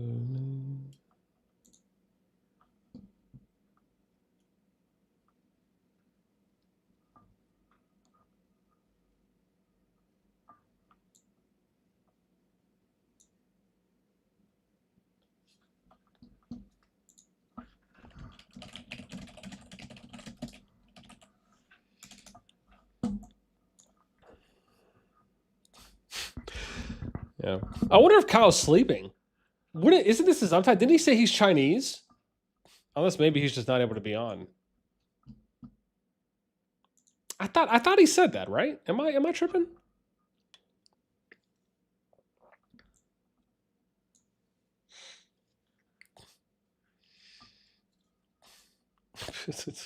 Queen says, "Don't give them any ideas." Yeah. Props is someone from COD group gonna make answer about these bands. Yeah. Yeah, even Guns is gone in this bandwave, yeah. Dweed, what's up? Welcome. Gathering resource with plugging is cheating. Yeah. Oh yeah. I mean, I think that much is obvious. Absolutely. I can agree there. I can't set up my alarm for every 2 hours, so I can't spend 12 times a day. My farmers, I need some sleep. So, but some people do, and that, yeah, no, absolutely. And I to your point, again, maybe they need to allow for you to gather a tile for like 8 hours. Maybe they need to have a higher level tile or a high enough level tile in Home Kingdom, and I'm just saying KVK universally, to where you can gather something for 8 hours at minimum, right? Or even if it's like the highest level tile is an 8 hour maximum gather, right? Just so you can send, because I could tell you, man, I had the same thing to me. The same thing to me happened when I was playing Rock. And dude, I was grinding that game as a free to play so hard. And that was me every couple hours. The only thing I didn't do, and I would refuse to do, was waking up at night to resend gatherers out. I would never do it. I would always bring my gatherers back and I would resend them out just before I went to sleep, right? Just so I could at least get a full clear on, like the highest tile I could get in Home Kingdom. So like that way it felt a little bit, a little less hurtful. But yeah, I was never the type to set my alarms and do anything like, as far as like waking up in the middle of the night. No, never. I value my sleep. But I understand that. I sympathize with that. And it's one of those things where it's like, why don't you just create a system that accounts for people's downtime, like when they have to sleep? Put certain features or mechanics in the game that allow for that to be done.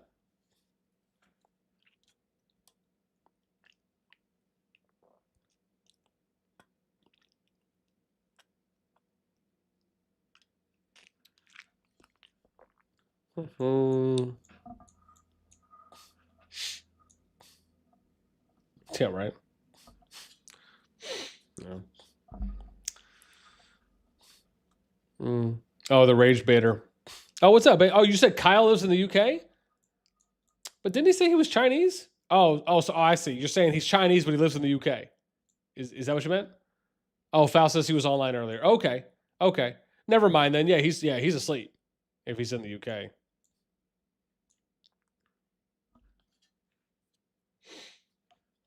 Yeah. Creel says, are your scouts under the same email? I think they're under the same email. But the thing is I've had, like I said before, I've had 2 of my scout accounts banned, but I could still log into all my other accounts. Like it didn't kick me out of the email, right? So, yeah. I guess I don't know. I guess now that I think about it, maybe I'd have to remember on this. I think one time I logged into one of my scouts that was banned, and then if I recall correctly, it didn't allow for me to change my character at that point. Like once I had logged into the account that got banned or the character that got banned, I don't think it let me go back to the character management screen so I could change it. Maybe that might have happened. The memory's a little fuzzy on that one. I think that might have happened. So maybe.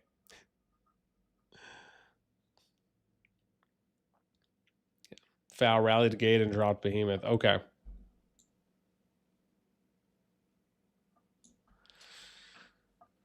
Prop says, so why not any farm account from our kingdom got banned, but only the main accounts? Yeah. Yeah, probably because they just reported the main accounts. Which one?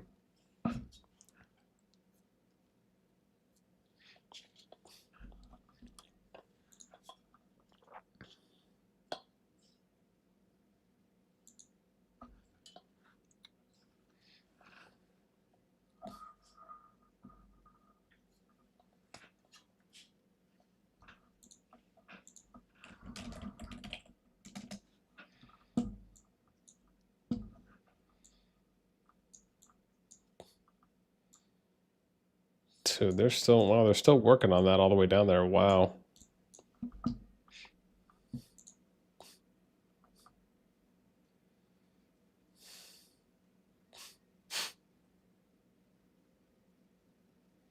Hmm.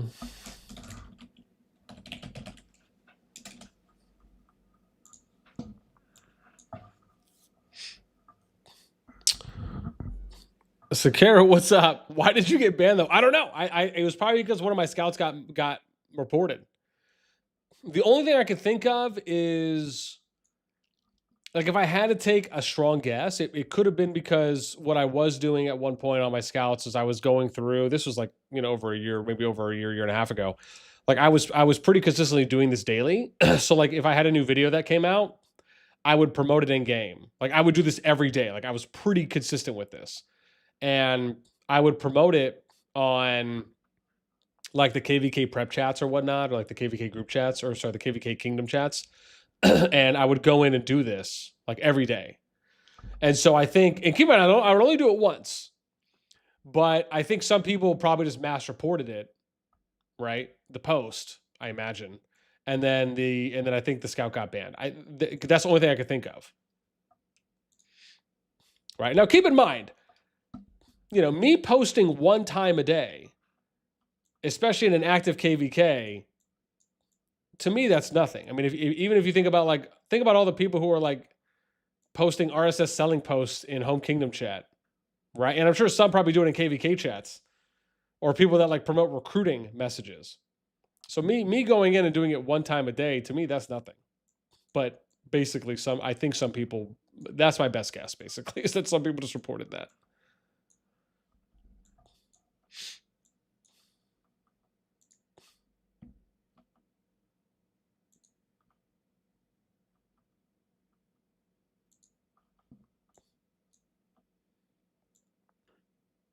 It kind of seems like LioN's having an easier time with K282 than FSK, which I guess maybe makes sense because I think FSK is a little bit stronger than K282 power wise.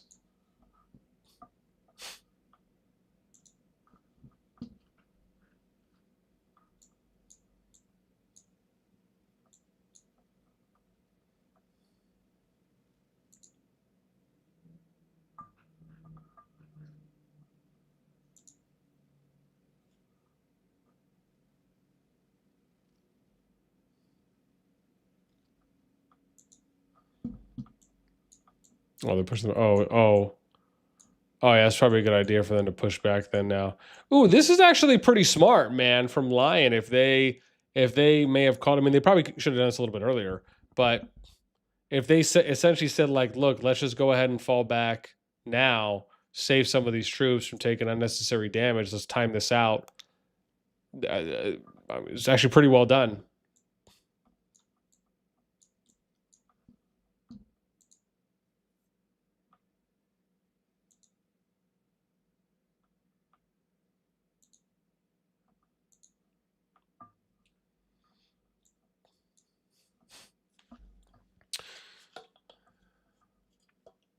Yeah.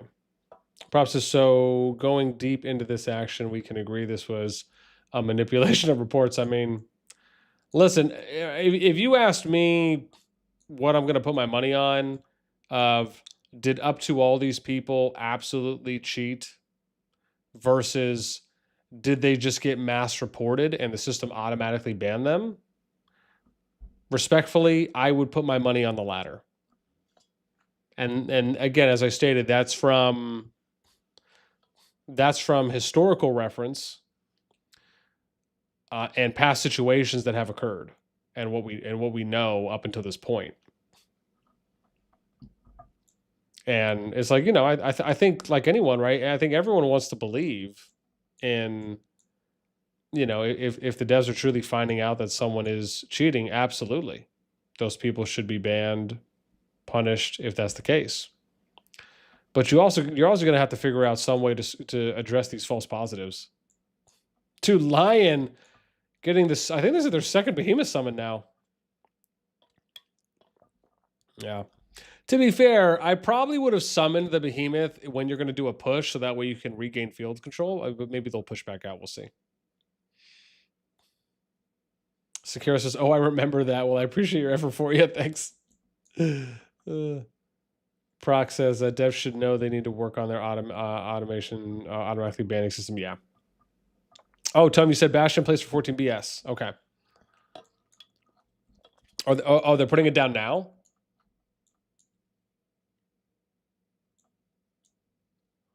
Dude, they're just all over, man. Damn.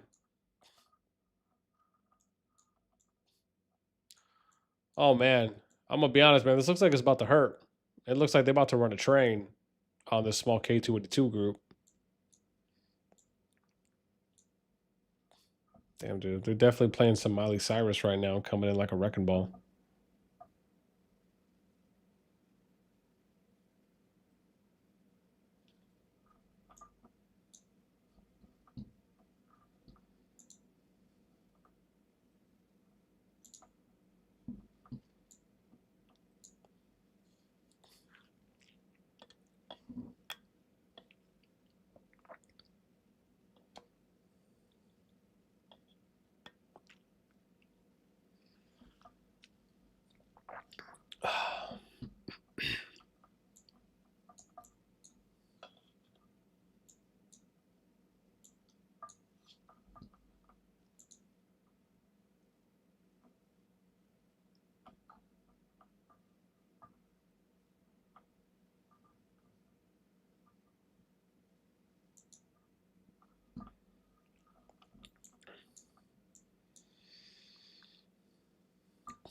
Brock says, it's curious on Out of Kingdom, we was having training 3 times a week since first season, especially with moving troops, and then other guys saying we're cheating.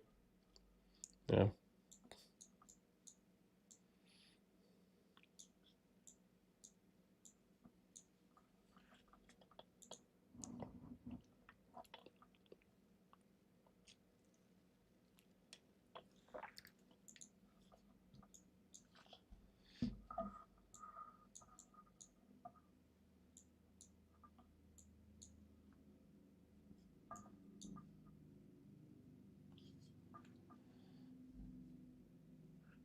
Oh my god, I need to severely stretch tonight.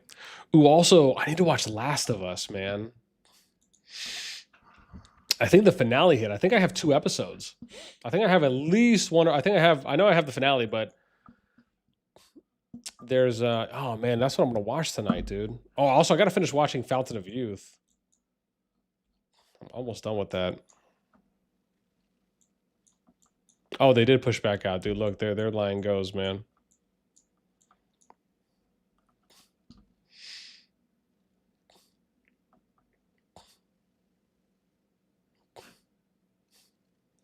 Yeah, I don't know where. Oh, this movies or here we go, TV shows.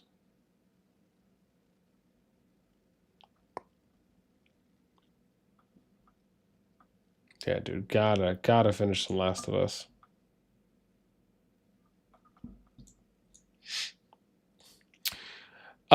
Rage Baiter, when's the Kyle interview being? Listen, man, if Kyle wants to come and chat, and again, I've said this.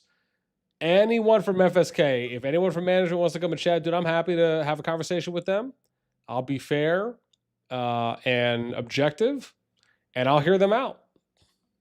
Right? Keep in mind, I've never said that they're lying. I've never said that they are wrong. All I've done is refer to past experiences, trends that have happened, and historical evidence that has been provided that we know of, right? So you're never going to hear me talk about something with an absolute level of certainty that I don't know anything about. I don't think anyone should do that, obviously, because I just think that doesn't make any sense. But again, I have shared my opinion on how I feel about the situation. But again, if Kyle ever wanted to have a conversation about what's happening and what he feels he saw and he has seen and his team has seen when they've been going up against line, I'll hear him out. I'll let him say his piece. Absolutely. Or if there's an R4 that wants to come and chat from FSK, totally okay with that. I would love to have a conversation. Right. I would also love just to do an interview with them, like a general one, just to kind of get to know FSK a little bit better and the kingdom. But you know the ball's in their court at this point. There's not really much more I can do. So, Tail says no. My battle theme song. Queen says is California Girls. Touche. You sure it's not Titanium? That's a good one too. Foul says, good. So you saw it already, Foul. You watched the finale for Last of Us. You said it was good. Okay. Like, dude, I'm a fan of Last of Us. Like, I think Last of Us is a really good show. And I just like I never played the games, and it's on my short list. Just like, oh god, what's the other really popular, Fallout. Just like Fallout. I think to me, Fallout, that show, oh god, dude, like that to me, I think Fallout's better than Last of Us in my opinion. But I think it's close. Like I think it's effortlessly up there. I maybe it's just I prefer the Fallout style type of show for that kind of post-apocalyptic stuff more so than The Last of Us. But I still think Last of Us is phenomenal. But yeah, I never played Last of Us. I never played the Fallout games. I'd love to. But yeah, but that's nice to hear. That's nice to hear that someone watched Fallout, the finale, and you thought it was good. Like I said, I'm really excited. I can't wait. I'll probably do it whenever we finish streaming, if I have time, because yeah. Otherwise, I'm only gonna have time to stretch. Well, usually I watch while I'm stretching, anyways. So, because typically what I'll do is I'll stretch before I go to sleep. I usually stretch for about 45 minutes, so I'll stretch my whole body, and then I get ready so that way that I can go to sleep. Because man, I'm telling you, man, like if you stretch your whole body before you go to sleep, to me it feels like it just makes it that much easier to hit the sack. So, but yeah, because I got to get ready for my 7:30 a.m. workout. So.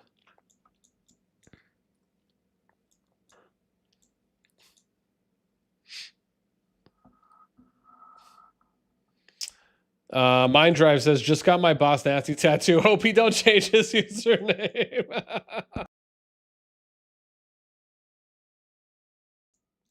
If you're not kidding, I'd love to see a picture. But if you are, yeah, I'll to be fair, I'll keep this username forever. So yeah, I mean the way I spell it, which the way I spell it, and yeah, I would most likely never change it. I guess what I should say is I couldn't see a world in which I would change it at this point. I've had it for so long.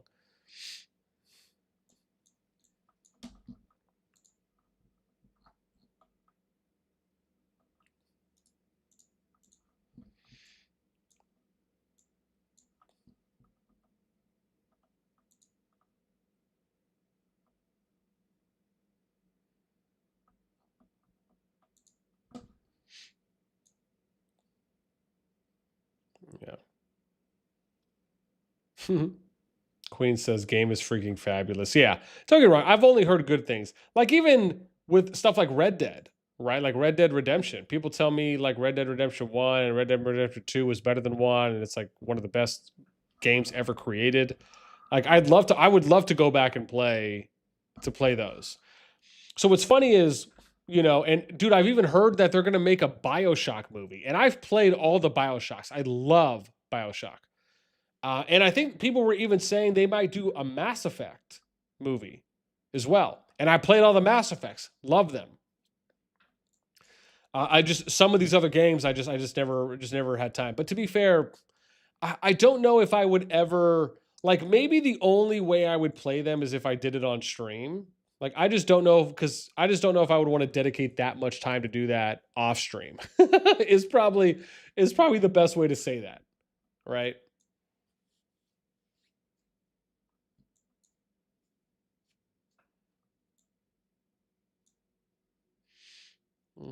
Faust says, I agree. Fallout show was done very. Oh yeah, dude. Fallout. And that's the thing. I didn't follow a lot because I didn't play the game. I didn't follow, but from what I heard, the show has been following the source material pretty well. And I think anytime you get that feedback, I think that's always good to hear. It's like when they did the One Piece show, right? So I don't know if any of you guys watched the live action One Piece on Netflix. I watched it because I'm a super anime fan, right? Like anime is life to me. And the creator for the One Piece manhwa, I think that's it.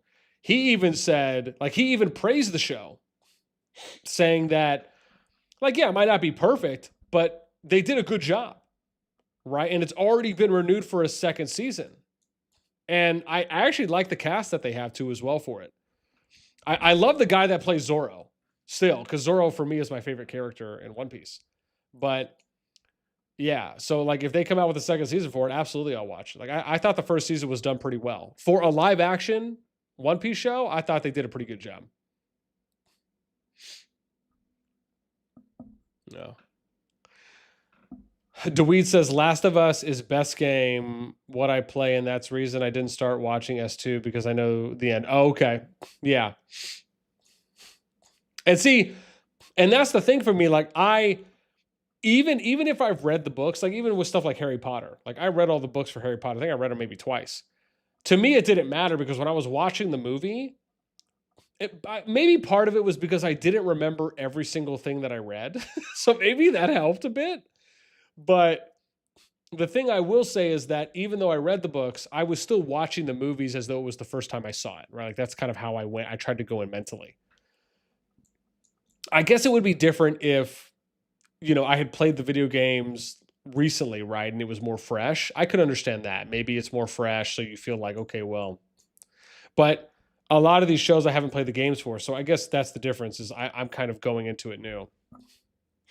Yeah. Yeah.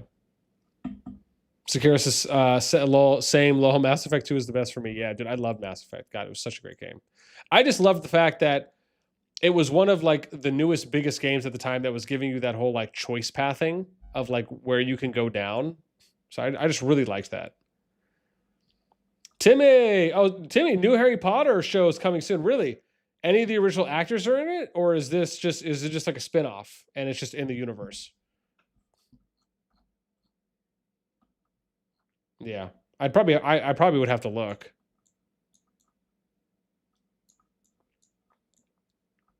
Dude, LioN is not doing bad, man. I'm telling you, man.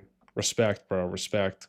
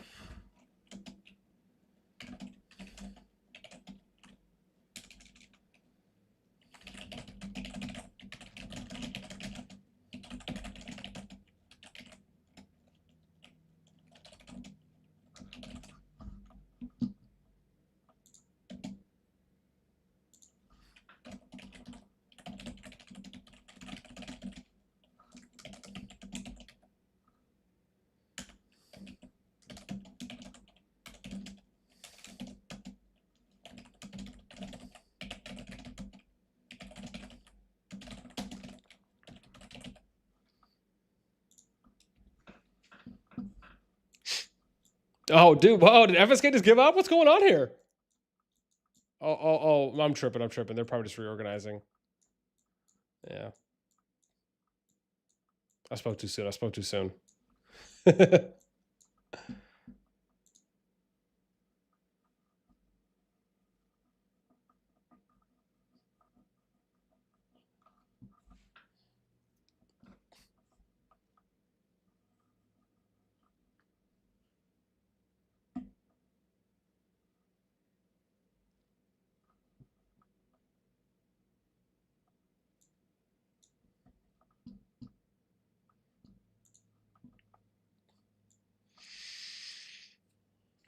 Yeah. Timmy says younger versions of Harry, Hermione, Ron. Oh, interesting. So, So it's younger versions of them, and what? It's gonna be like their time away from school, or like they're going back to Hogwarts. Or it's going to be like covering stuff that happens like in between school, like on summer break or something. Or sorry, or maybe it's like post, like the post movies in that timeline, like post Voldemort, and then it's like before they have kids or something, like before they have their kids, maybe. Maybe that could be somewhat interesting. I mean, listen, let's keep it real about Harry Peasy. The fact is that they just need. I don't care, dude. They just like listen. They can feel however they want about J.K. Rowling, right? At least for some of the articles I read, if that's true. My whole thing is the people want what the people want, right? Like, who doesn't want to see those three actors and like a bunch of the original cast come back for like a sequel? How epic would that be? Like, it would break records beyond records. It would be redonkulous. Oh my God. Especially because they were so young when they did the Harry Potter movies. You know what it reminds me of? It's the same thing. It's the same thing with like Hunger Games. Like, dude, imagine if the original cast of the Hunger Games came back and they did a sequel, right? It's just, dude, I would go to the theaters for that effortlessly. Like, dude, you couldn't get me there fast enough, right? So, yeah, man, that'd be so sick if they did stuff like that. I mean, let's be fair. It's like what they did with Jurassic Park, right? So, it's like with Jurassic Park, right? They eventually did more. Like, dude, look at how big of a hit Jurassic Park is. Now they're basically on like their third arc for that with Scarlett Johansson coming in and doing it, right? And they did the third arc of it faster than they did the second arc where they got Chris Pratt and gotta forget the other gal's name. So, yeah, absolutely. Yeah, I'd be totally for that.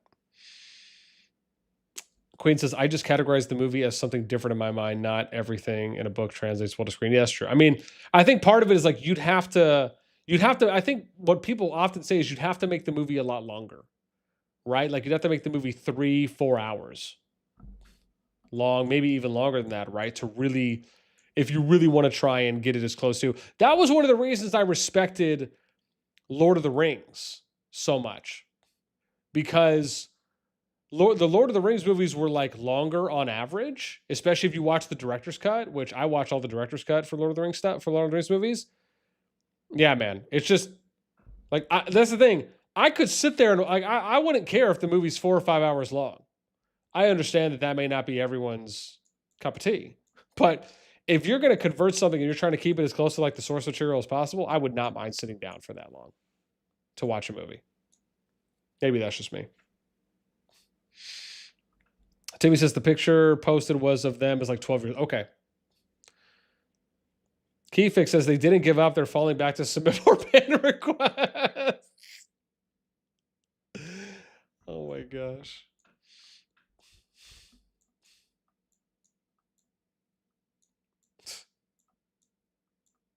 That's funny. Dude, somebody could meme that. Somebody could meme that. Like when I was like, where are they? And then it's like, it's empty space here and they're all over here, right? And it's just like, but I mean, technically they were up here, but yeah, that actually would have been funny. Ooh, dude, I wonder if that person got hit. Who was it? Hot Man or something? Oh my gosh, let's see. So Hot Man was at, oh my God, look at this, fam. We have it written down. Hot Man was at 56.45 million. He's at 47.5. So that's what, 9 million. 9 million power down from the rally. Nuts, man. Nuts. Yeah. And they should, man. They should just keep rallying that's the thing. Rally as many people as you can. Absolutely. Do it while you're fighting. I actually think that's great that they're doing that, even though they have action going on here. Yeah. Keep rallying people. Don't let up on that. And I mean, it'd be the same thing if FSK was on the advantage for them. You do the same thing, right? You got to multitask and do multiple things at the same time. I don't know if they've hit anyone else, but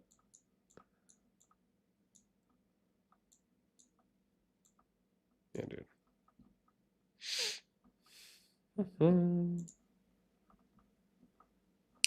Absolutely, my guy.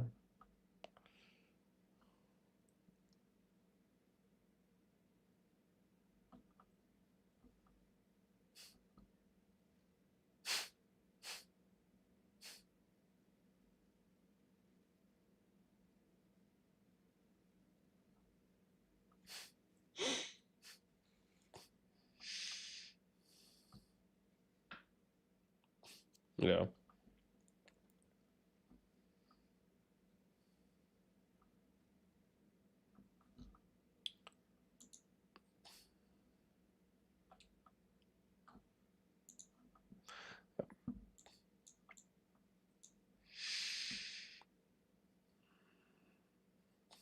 FFS says, Mindra, did you get NASTi tattooed on you, Chopper? He says, inside. Mindra says, inside my lip. That's my boy. You're like, oh, what's that vampire show? Underworld. Wasn't it Underworld where like they did the lift thing like this, and then it would show the people who were like familiars, right? They were like humans, but they worked with the vampires. They would have like a design. That's the movie franchise, right? I see what you're doing there. It's pretty bold.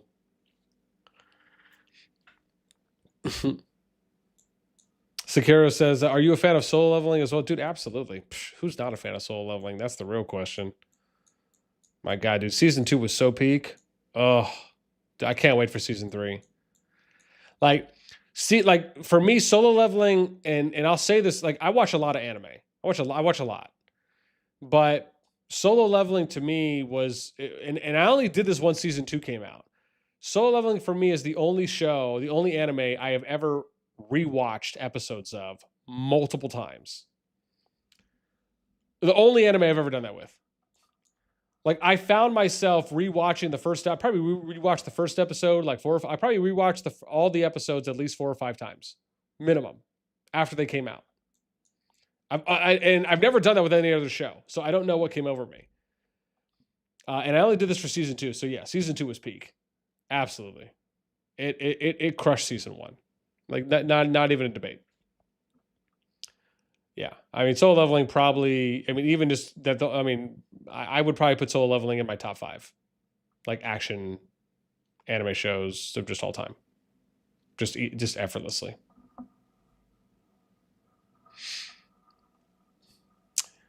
Ammon Vigno, what's up? Blade? Are you talking about Blade with, oh God, Wesley Snipes Blade?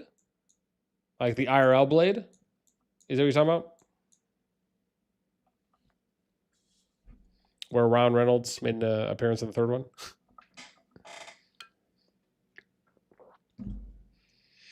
Hannah and Shadow, did you poop today, guys? Heck yeah, man. I think I pooped like 2 or 3 times today, dude. Shit. My colon is solid.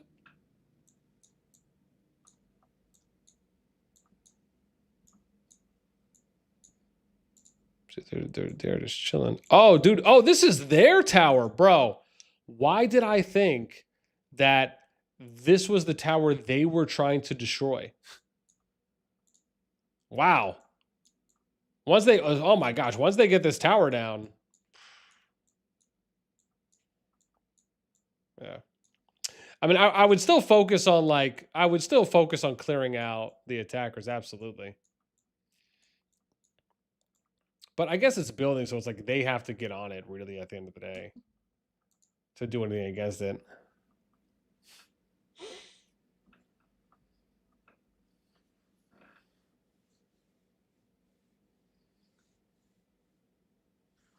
Oh, shit. I got to stretch, dude.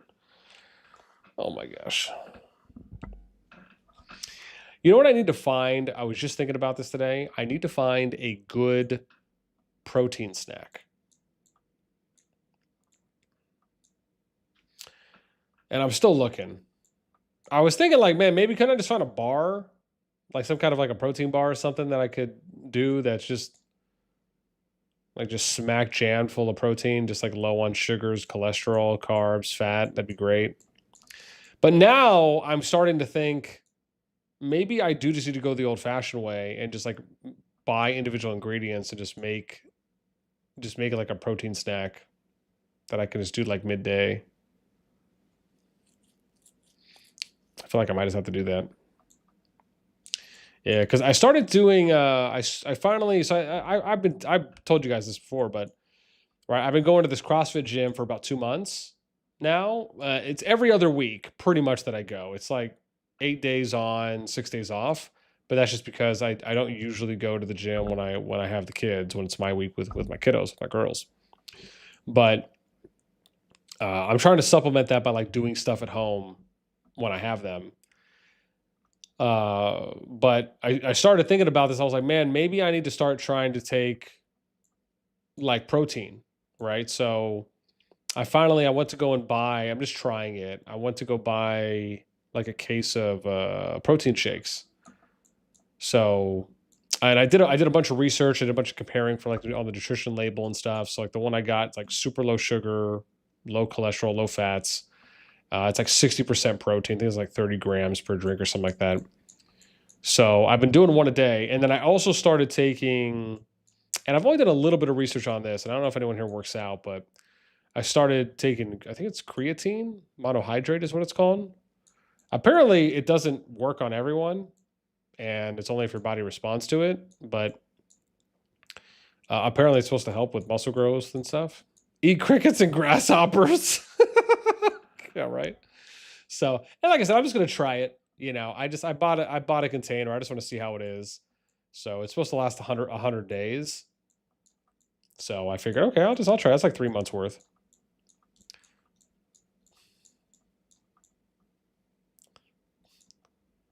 Yeah, because the thing is, man, dude, I didn't realize, you know, like so I went to go visit. I think I told some of you I went to go visit my brother and his fiance when they were down visiting from Nashville, and we were talking about this, and he looked it up on I think like the National Health Institute of Science, or it might have been like the WHO site or something, where they basically said like you should be intaking, like nutrition wise, you should be intaking about like a gram of protein per your weight, which to be fair is a shiitake mushroom amount of protein, right? I think I saw some other reports that they said like zero 0.8 grams per pound you weigh, but I've seen others that say a gram per pound. So it's just like that's a lot of protein. And I guess it's like super. Oh, there we go. Fal said, yeah, 1 pound per kilogram. So it's like that's a lot, right? And I just don't know if like as a human being you could eat that much. So I don't. Yeah, it's just yeah, like like just consistently on a daily basis. So I guess I understand why people supplement. But anyways, yeah, that's what I've been doing. So I'm hoping I'll see some gainers. Chatter says, "Who's the cheater?" We haven't seen one yet.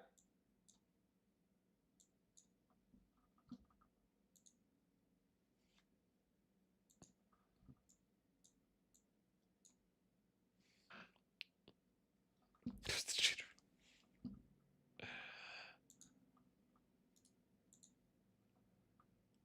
You guys, man, you guys are too funny, man. I still got to go eat too. I'm gonna go down. I'm gonna go. I'm about to go kill a steak, probably like a thin steak. Yeah. Yeah, I've even been debating about getting a freezer too, as well, like a meat freezer. Just to put in there, and then I went to. I don't know if any of you guys have like a Sam. I'm sure you guys probably have Costco's, but out here, I also have a Sam's Club. I'm sure some of you guys might have that if you live in the States. But I went to the meat department over there at my Sam's Club, and I rang this little bell. Someone came out, and I asked them like if they would be able to compare some prices for me, compared to, you know, if I buy something out there that's already put out, or if I can get something more in bulk. So, and they said they could sell cases or like the whole I don't even know. Like I asked them about pork chops, about I think it's like bottom round steaks, chicken breast, and chicken thighs. I think I asked them about something like that. And I said, well, look, if I wanted to buy more than what you guys put out here, you know, how much would it be? What would the cost per pound be? And then, you know, like how much would it be? Like it's a lot. Like to go, like I'm just gonna like it's a lot. Like to go from like if you guys shop at Costco or Best or Sam's, at least what I learned to I think it was yesterday when I went to go and ask them about it. Like there's this contain like usually they probably serve about like if you guys do like bone in pork chops, if you I don't know if anyone here eats pork chops, but like I always switch it up for me. So like I rotate like chicken, I'll do tuna, I'll do salmon, I'll do steak and pork chops. So like those are the 5 things that I'm typically kind of rotating throughout a week. And dude, is it just me or did like more LioN players come online? So like that's usually what I'm doing. But when I went to the meat counter and I asked them about it, so there's a container that they have where it's like 13 to 15 pork chops, like bone-in pork chops that come in it. So I said, look, if I wanted to get more, what would that look like?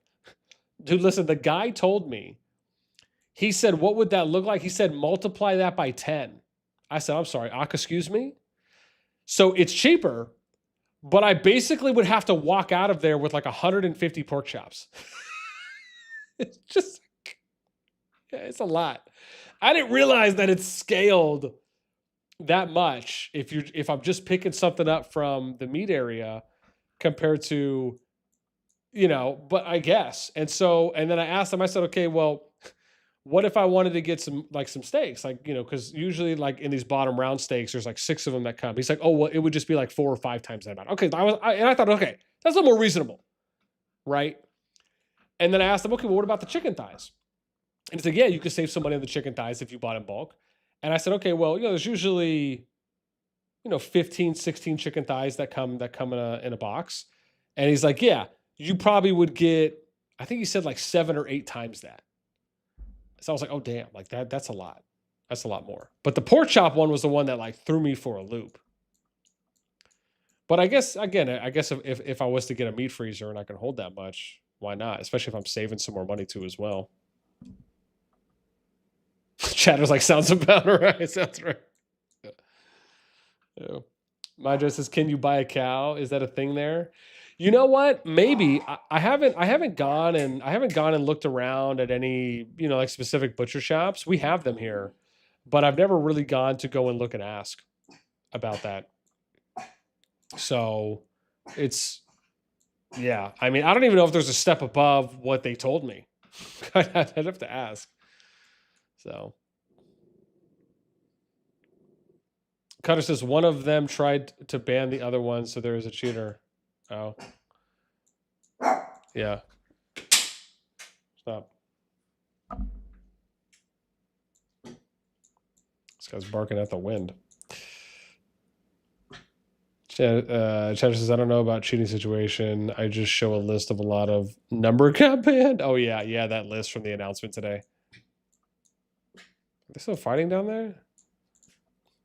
Dude, if they get this up in 8 minutes, this is going to be like pretty big for them. Especially if they can get some people over here and keep that pressure up and then just go for the next flag.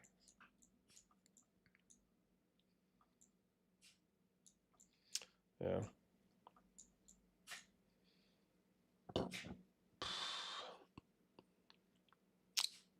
My address is just get a quarter or a half cow. You know, maybe. It's just the thing is, if I get it, I would want to see if they can chop it up. Right? So I don't know. Maybe like because the thing is, I don't mind buying meat in bulk because I know I'm going to eat it. It's just a matter of like what makes sense. Like where am I going to get the best deal for it?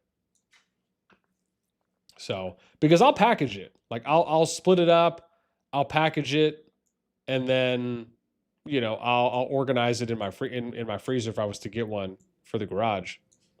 But I don't know if they sell that. I don't know if they would sell that at Sam's or like a Costco. I feel like I'd have to go to a butcher and ask that. That's just me. That's just what I'm thinking. I guess it wouldn't hurt to ask them, though.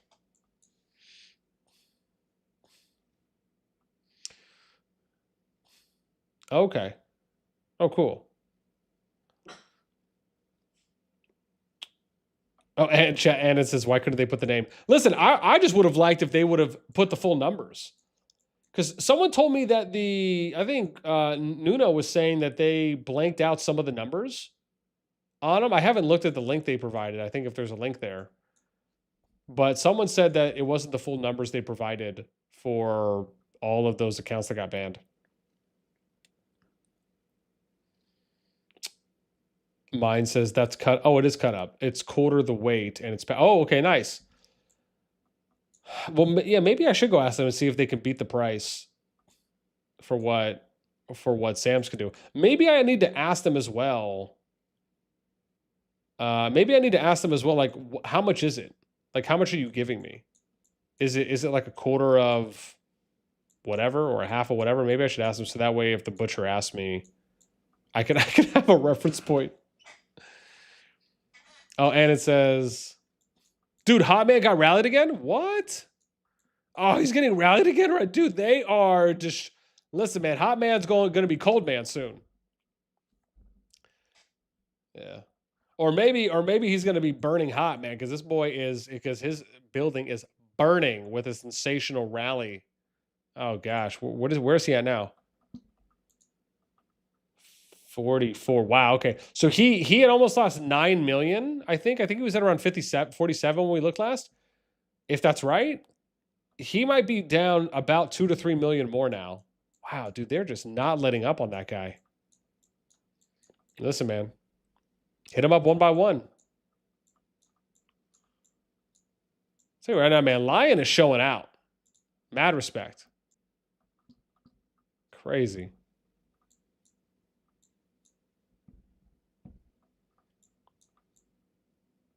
Oh man, I'll tell you right now, man. If LioN keeps this up, and they're still having a good showing 24 hours in, man, we might have to keep our eyes on LioN and keep them on our radar, man, for some of these later seasons. Especially if they can get into the G2 pool.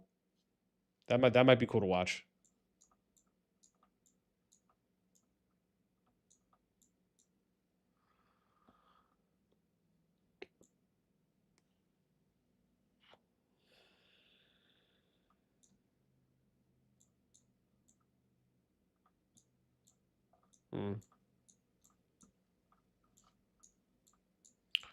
Dude, they're just getting a free they're just getting a free build right now, basically. They got 3 minutes left on that. Wow. Listen, the pass has been opened. The pass has been open for what? It opened at 6:35, so the pass has been open almost 3 hours. Right? Probably 2 hours and 45 minutes. If you factor in the amount of time it probably took for them to do the rally and hit and then start fighting. Right? Conservatively 2.5 hours. But still, they've been fighting a little less than 3 hours right now. And supposedly it's both of their downtimes. LioN still has 50 players banned, with 25 of them being T5. I'm just saying, man, as time goes on, I'm feeling more and more impressed. I'll just say that. Now, keep in mind, 282 is probably focusing on 14BS down below. I would have to imagine, because they are connected there too as well. So it's probably FSK that's really, probably the main deterrent here against LioN.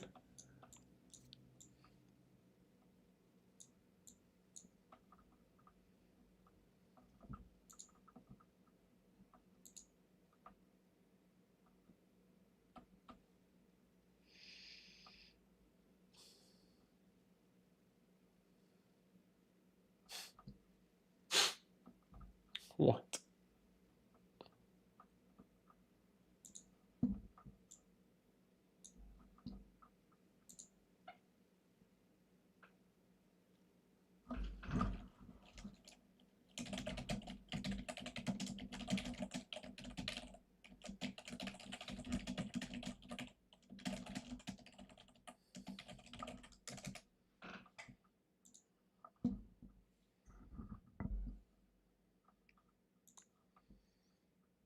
Hart, what's up, man? Isn't it? Hasn't it already been 1 day? How long is the ban? So from what? I think it was Simon. Let me double check here. I just want to make sure I get the name right, so I'm not misquoting anything. Samus. That's who it was. Samus told me that it's a 5-day ban. For I don't know if it's all of them or what. Is it all 50 players have a 5-day ban, or do some have less? So that's what he told me, was that there's a 5-day ban right now that's going on. Now I don't know if that's for all 50, because the 5-day ban thing was the only thing I mentioned. I just asked him though, but it seems some people have a 5-day ban at least.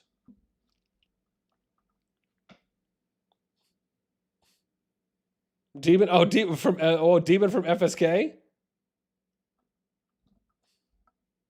He got banned for 6 days again. Really? Did? Interesting. Also, what's up? Welcome.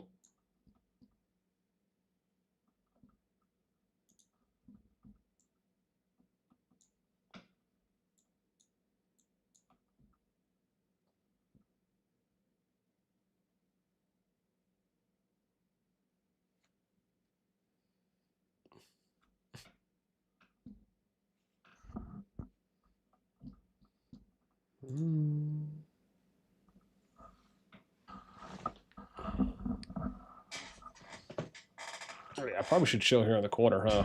Just less impactful.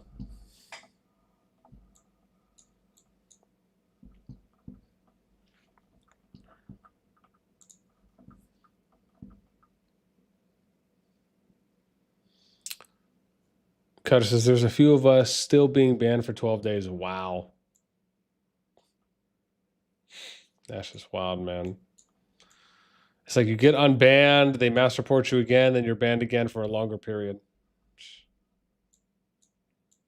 That's rough.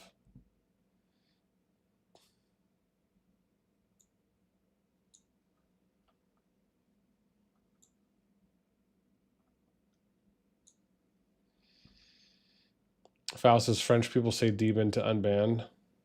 Oh, like they're advocating for him to get unbanned? V says, dang, the remaining LioN players, including their T4, must have decent heroes to be able to sustain drown out fighting with so many of their active players being banned. Stamina can be a real pain. Yeah. I mean, that's a good point. You know, I think part of it is that they just have more activity at the moment as well than FSK. I think you do have to factor that in as well. Even if it's not by a substantial amount, at least visually it looks that way.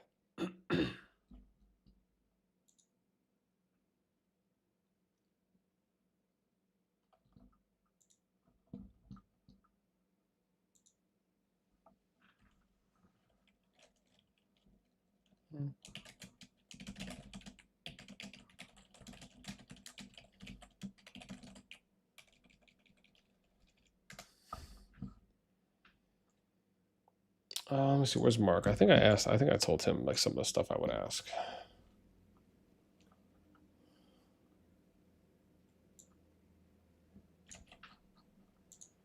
Where's that?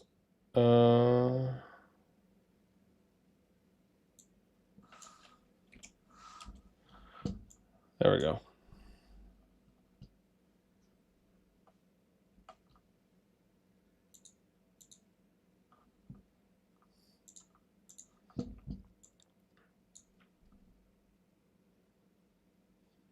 Mine says, hope the remaining players don't share their accounts with the banned players and get banned too. Yeah, right. I'd say that's probably a safe bet that hopefully doesn't happen.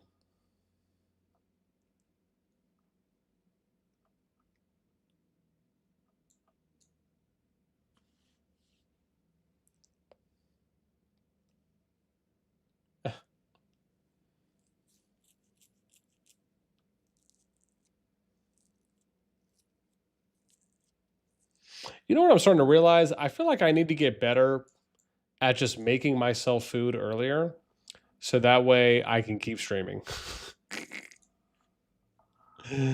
Oh, yeah. I need to start considering this. He says DoorDash. Yeah, but it's just I don't want to spend money. Now, keep in mind, I could step away, go like put stuff in the air fryer, uh, set it, come back, maybe have to go back and flip it. But yeah, I was just thinking about that. I was like, damn, man. Maybe I'll start doing that because again, because we're gonna stream tomorrow as well.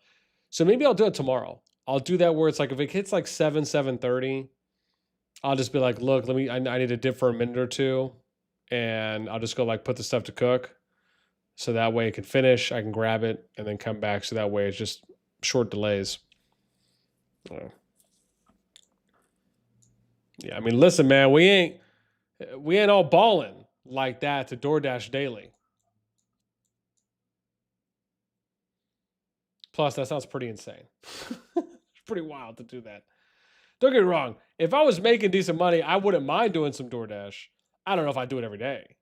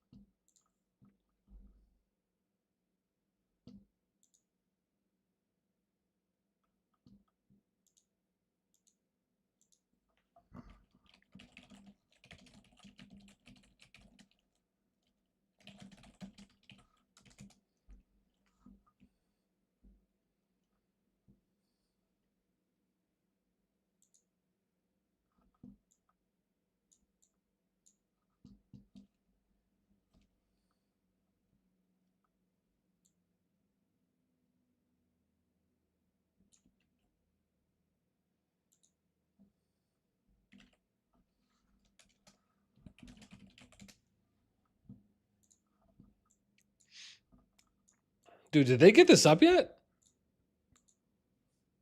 Oh, they did. Oh my God, they got it up and now they're going for the second tower.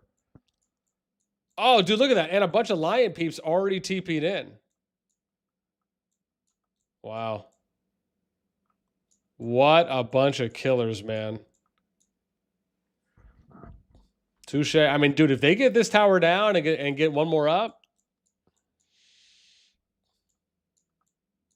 I mean, yeah, man, it's gonna slowly keep turning into an advantage. Again, like I said, we'll see, man. Once Kyle's up, and I imagine some of their other big people because it is downtime for them. But I mean, again, if the objective really at the end of the day is just to stall right until 14BS catches up, and can push through 282 on the south side of this zone 3. You know, I mean, that might just be all you need to do at bare minimum.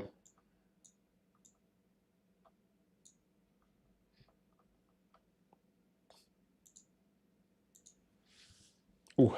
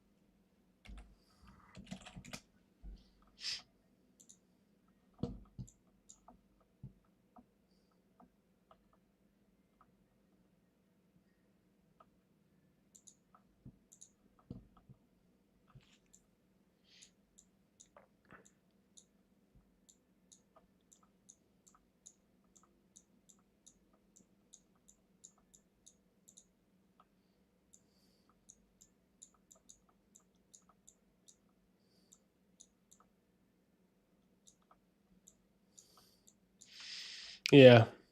See, like if I was doing this, I probably would have had the LioN group down here, just reacting to this a little bit faster, so the builders don't get crushed.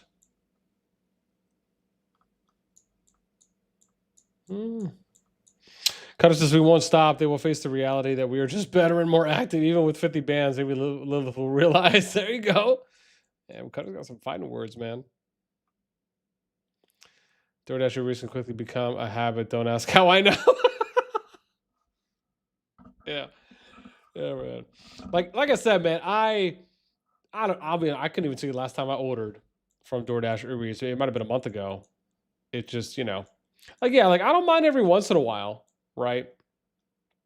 But yeah, and that's not to say that you can't order like healthy stuff or obviously you can order what you want. I'm just saying, with the fees and everything, I save more if I, just buy all my stuff and then I just cook it.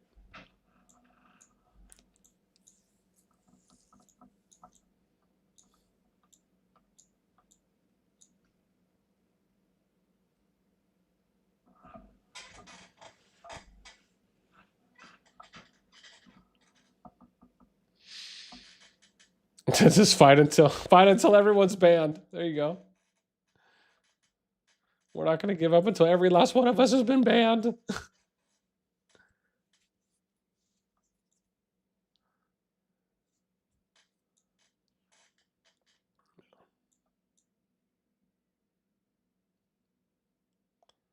That's funny.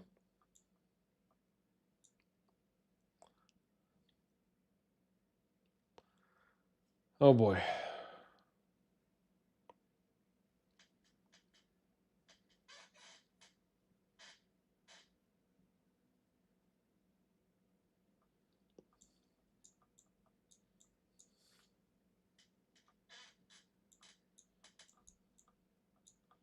They're like, oh, let's just get right back on it. I'll tell you, man, LioN's doing a really good job right now. I just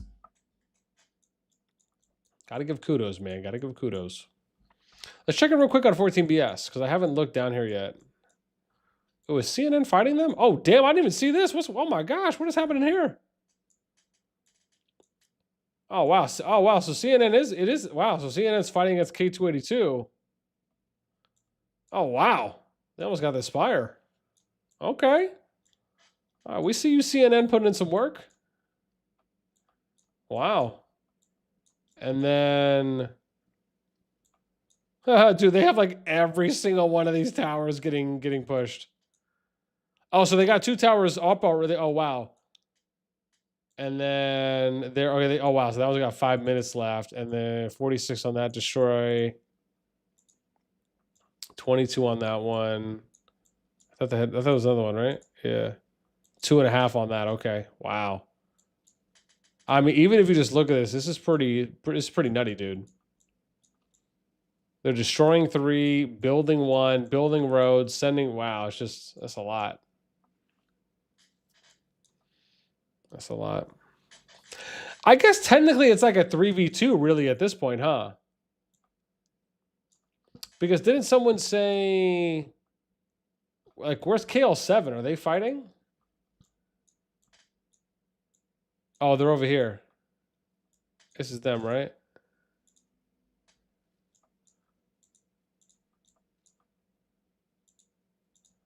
Oh, here, this is KL.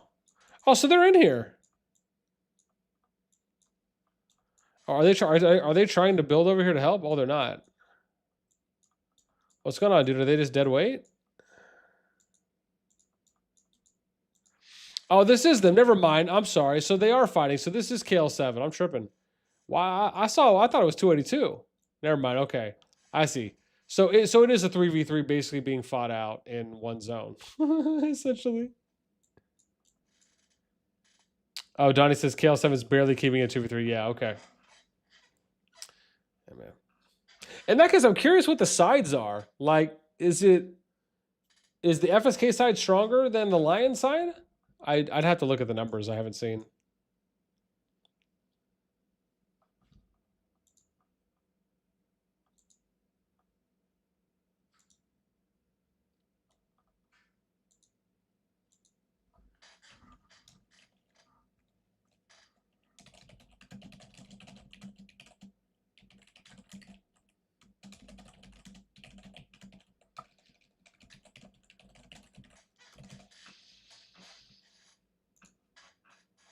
Donnie says LioN would be pushed back, but 282 is fighting 3 different fronts. Yeah.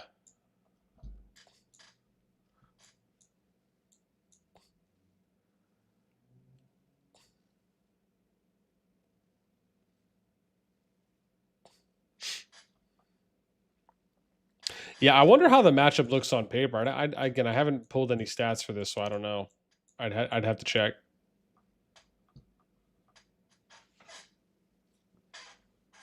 No. All right, fam. I think I'm probably going to call it here in a sec because I do need to go eat. But I will attempt to not make this mistake tomorrow where I could go a little bit longer.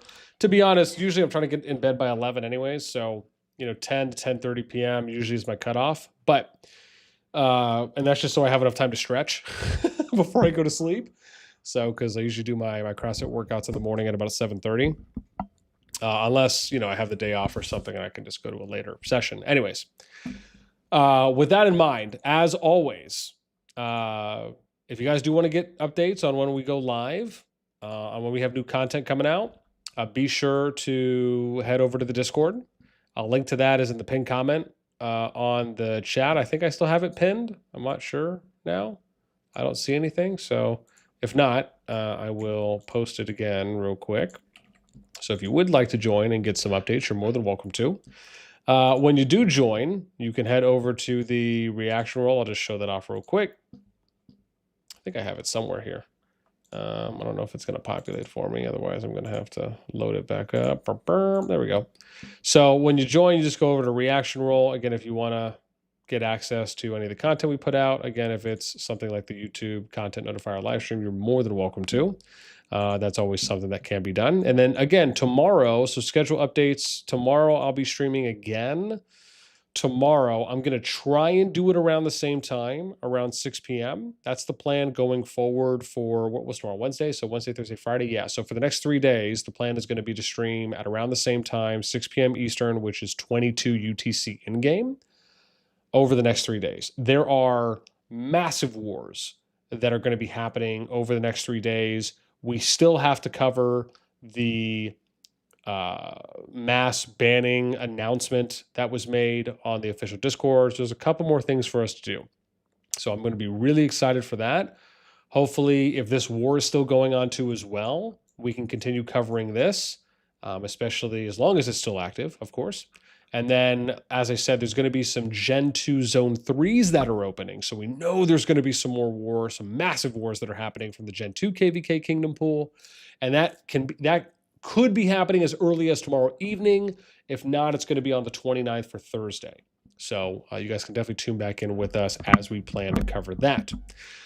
We might even have, I do have another interview lined up. I think the next one, though, is probably going to be on Sunday or Monday. So we probably have some space from now until then. But yeah, lots of interviews we're going to be releasing throughout the week and more content. So as always, man, thank you guys so much for hanging out with us, for rocking with us, for enjoying the content that I put out. I know it is a little bit different than what some others do and, what I cover based on those that, again, hardcore, actively play versus my bare minimum active playing.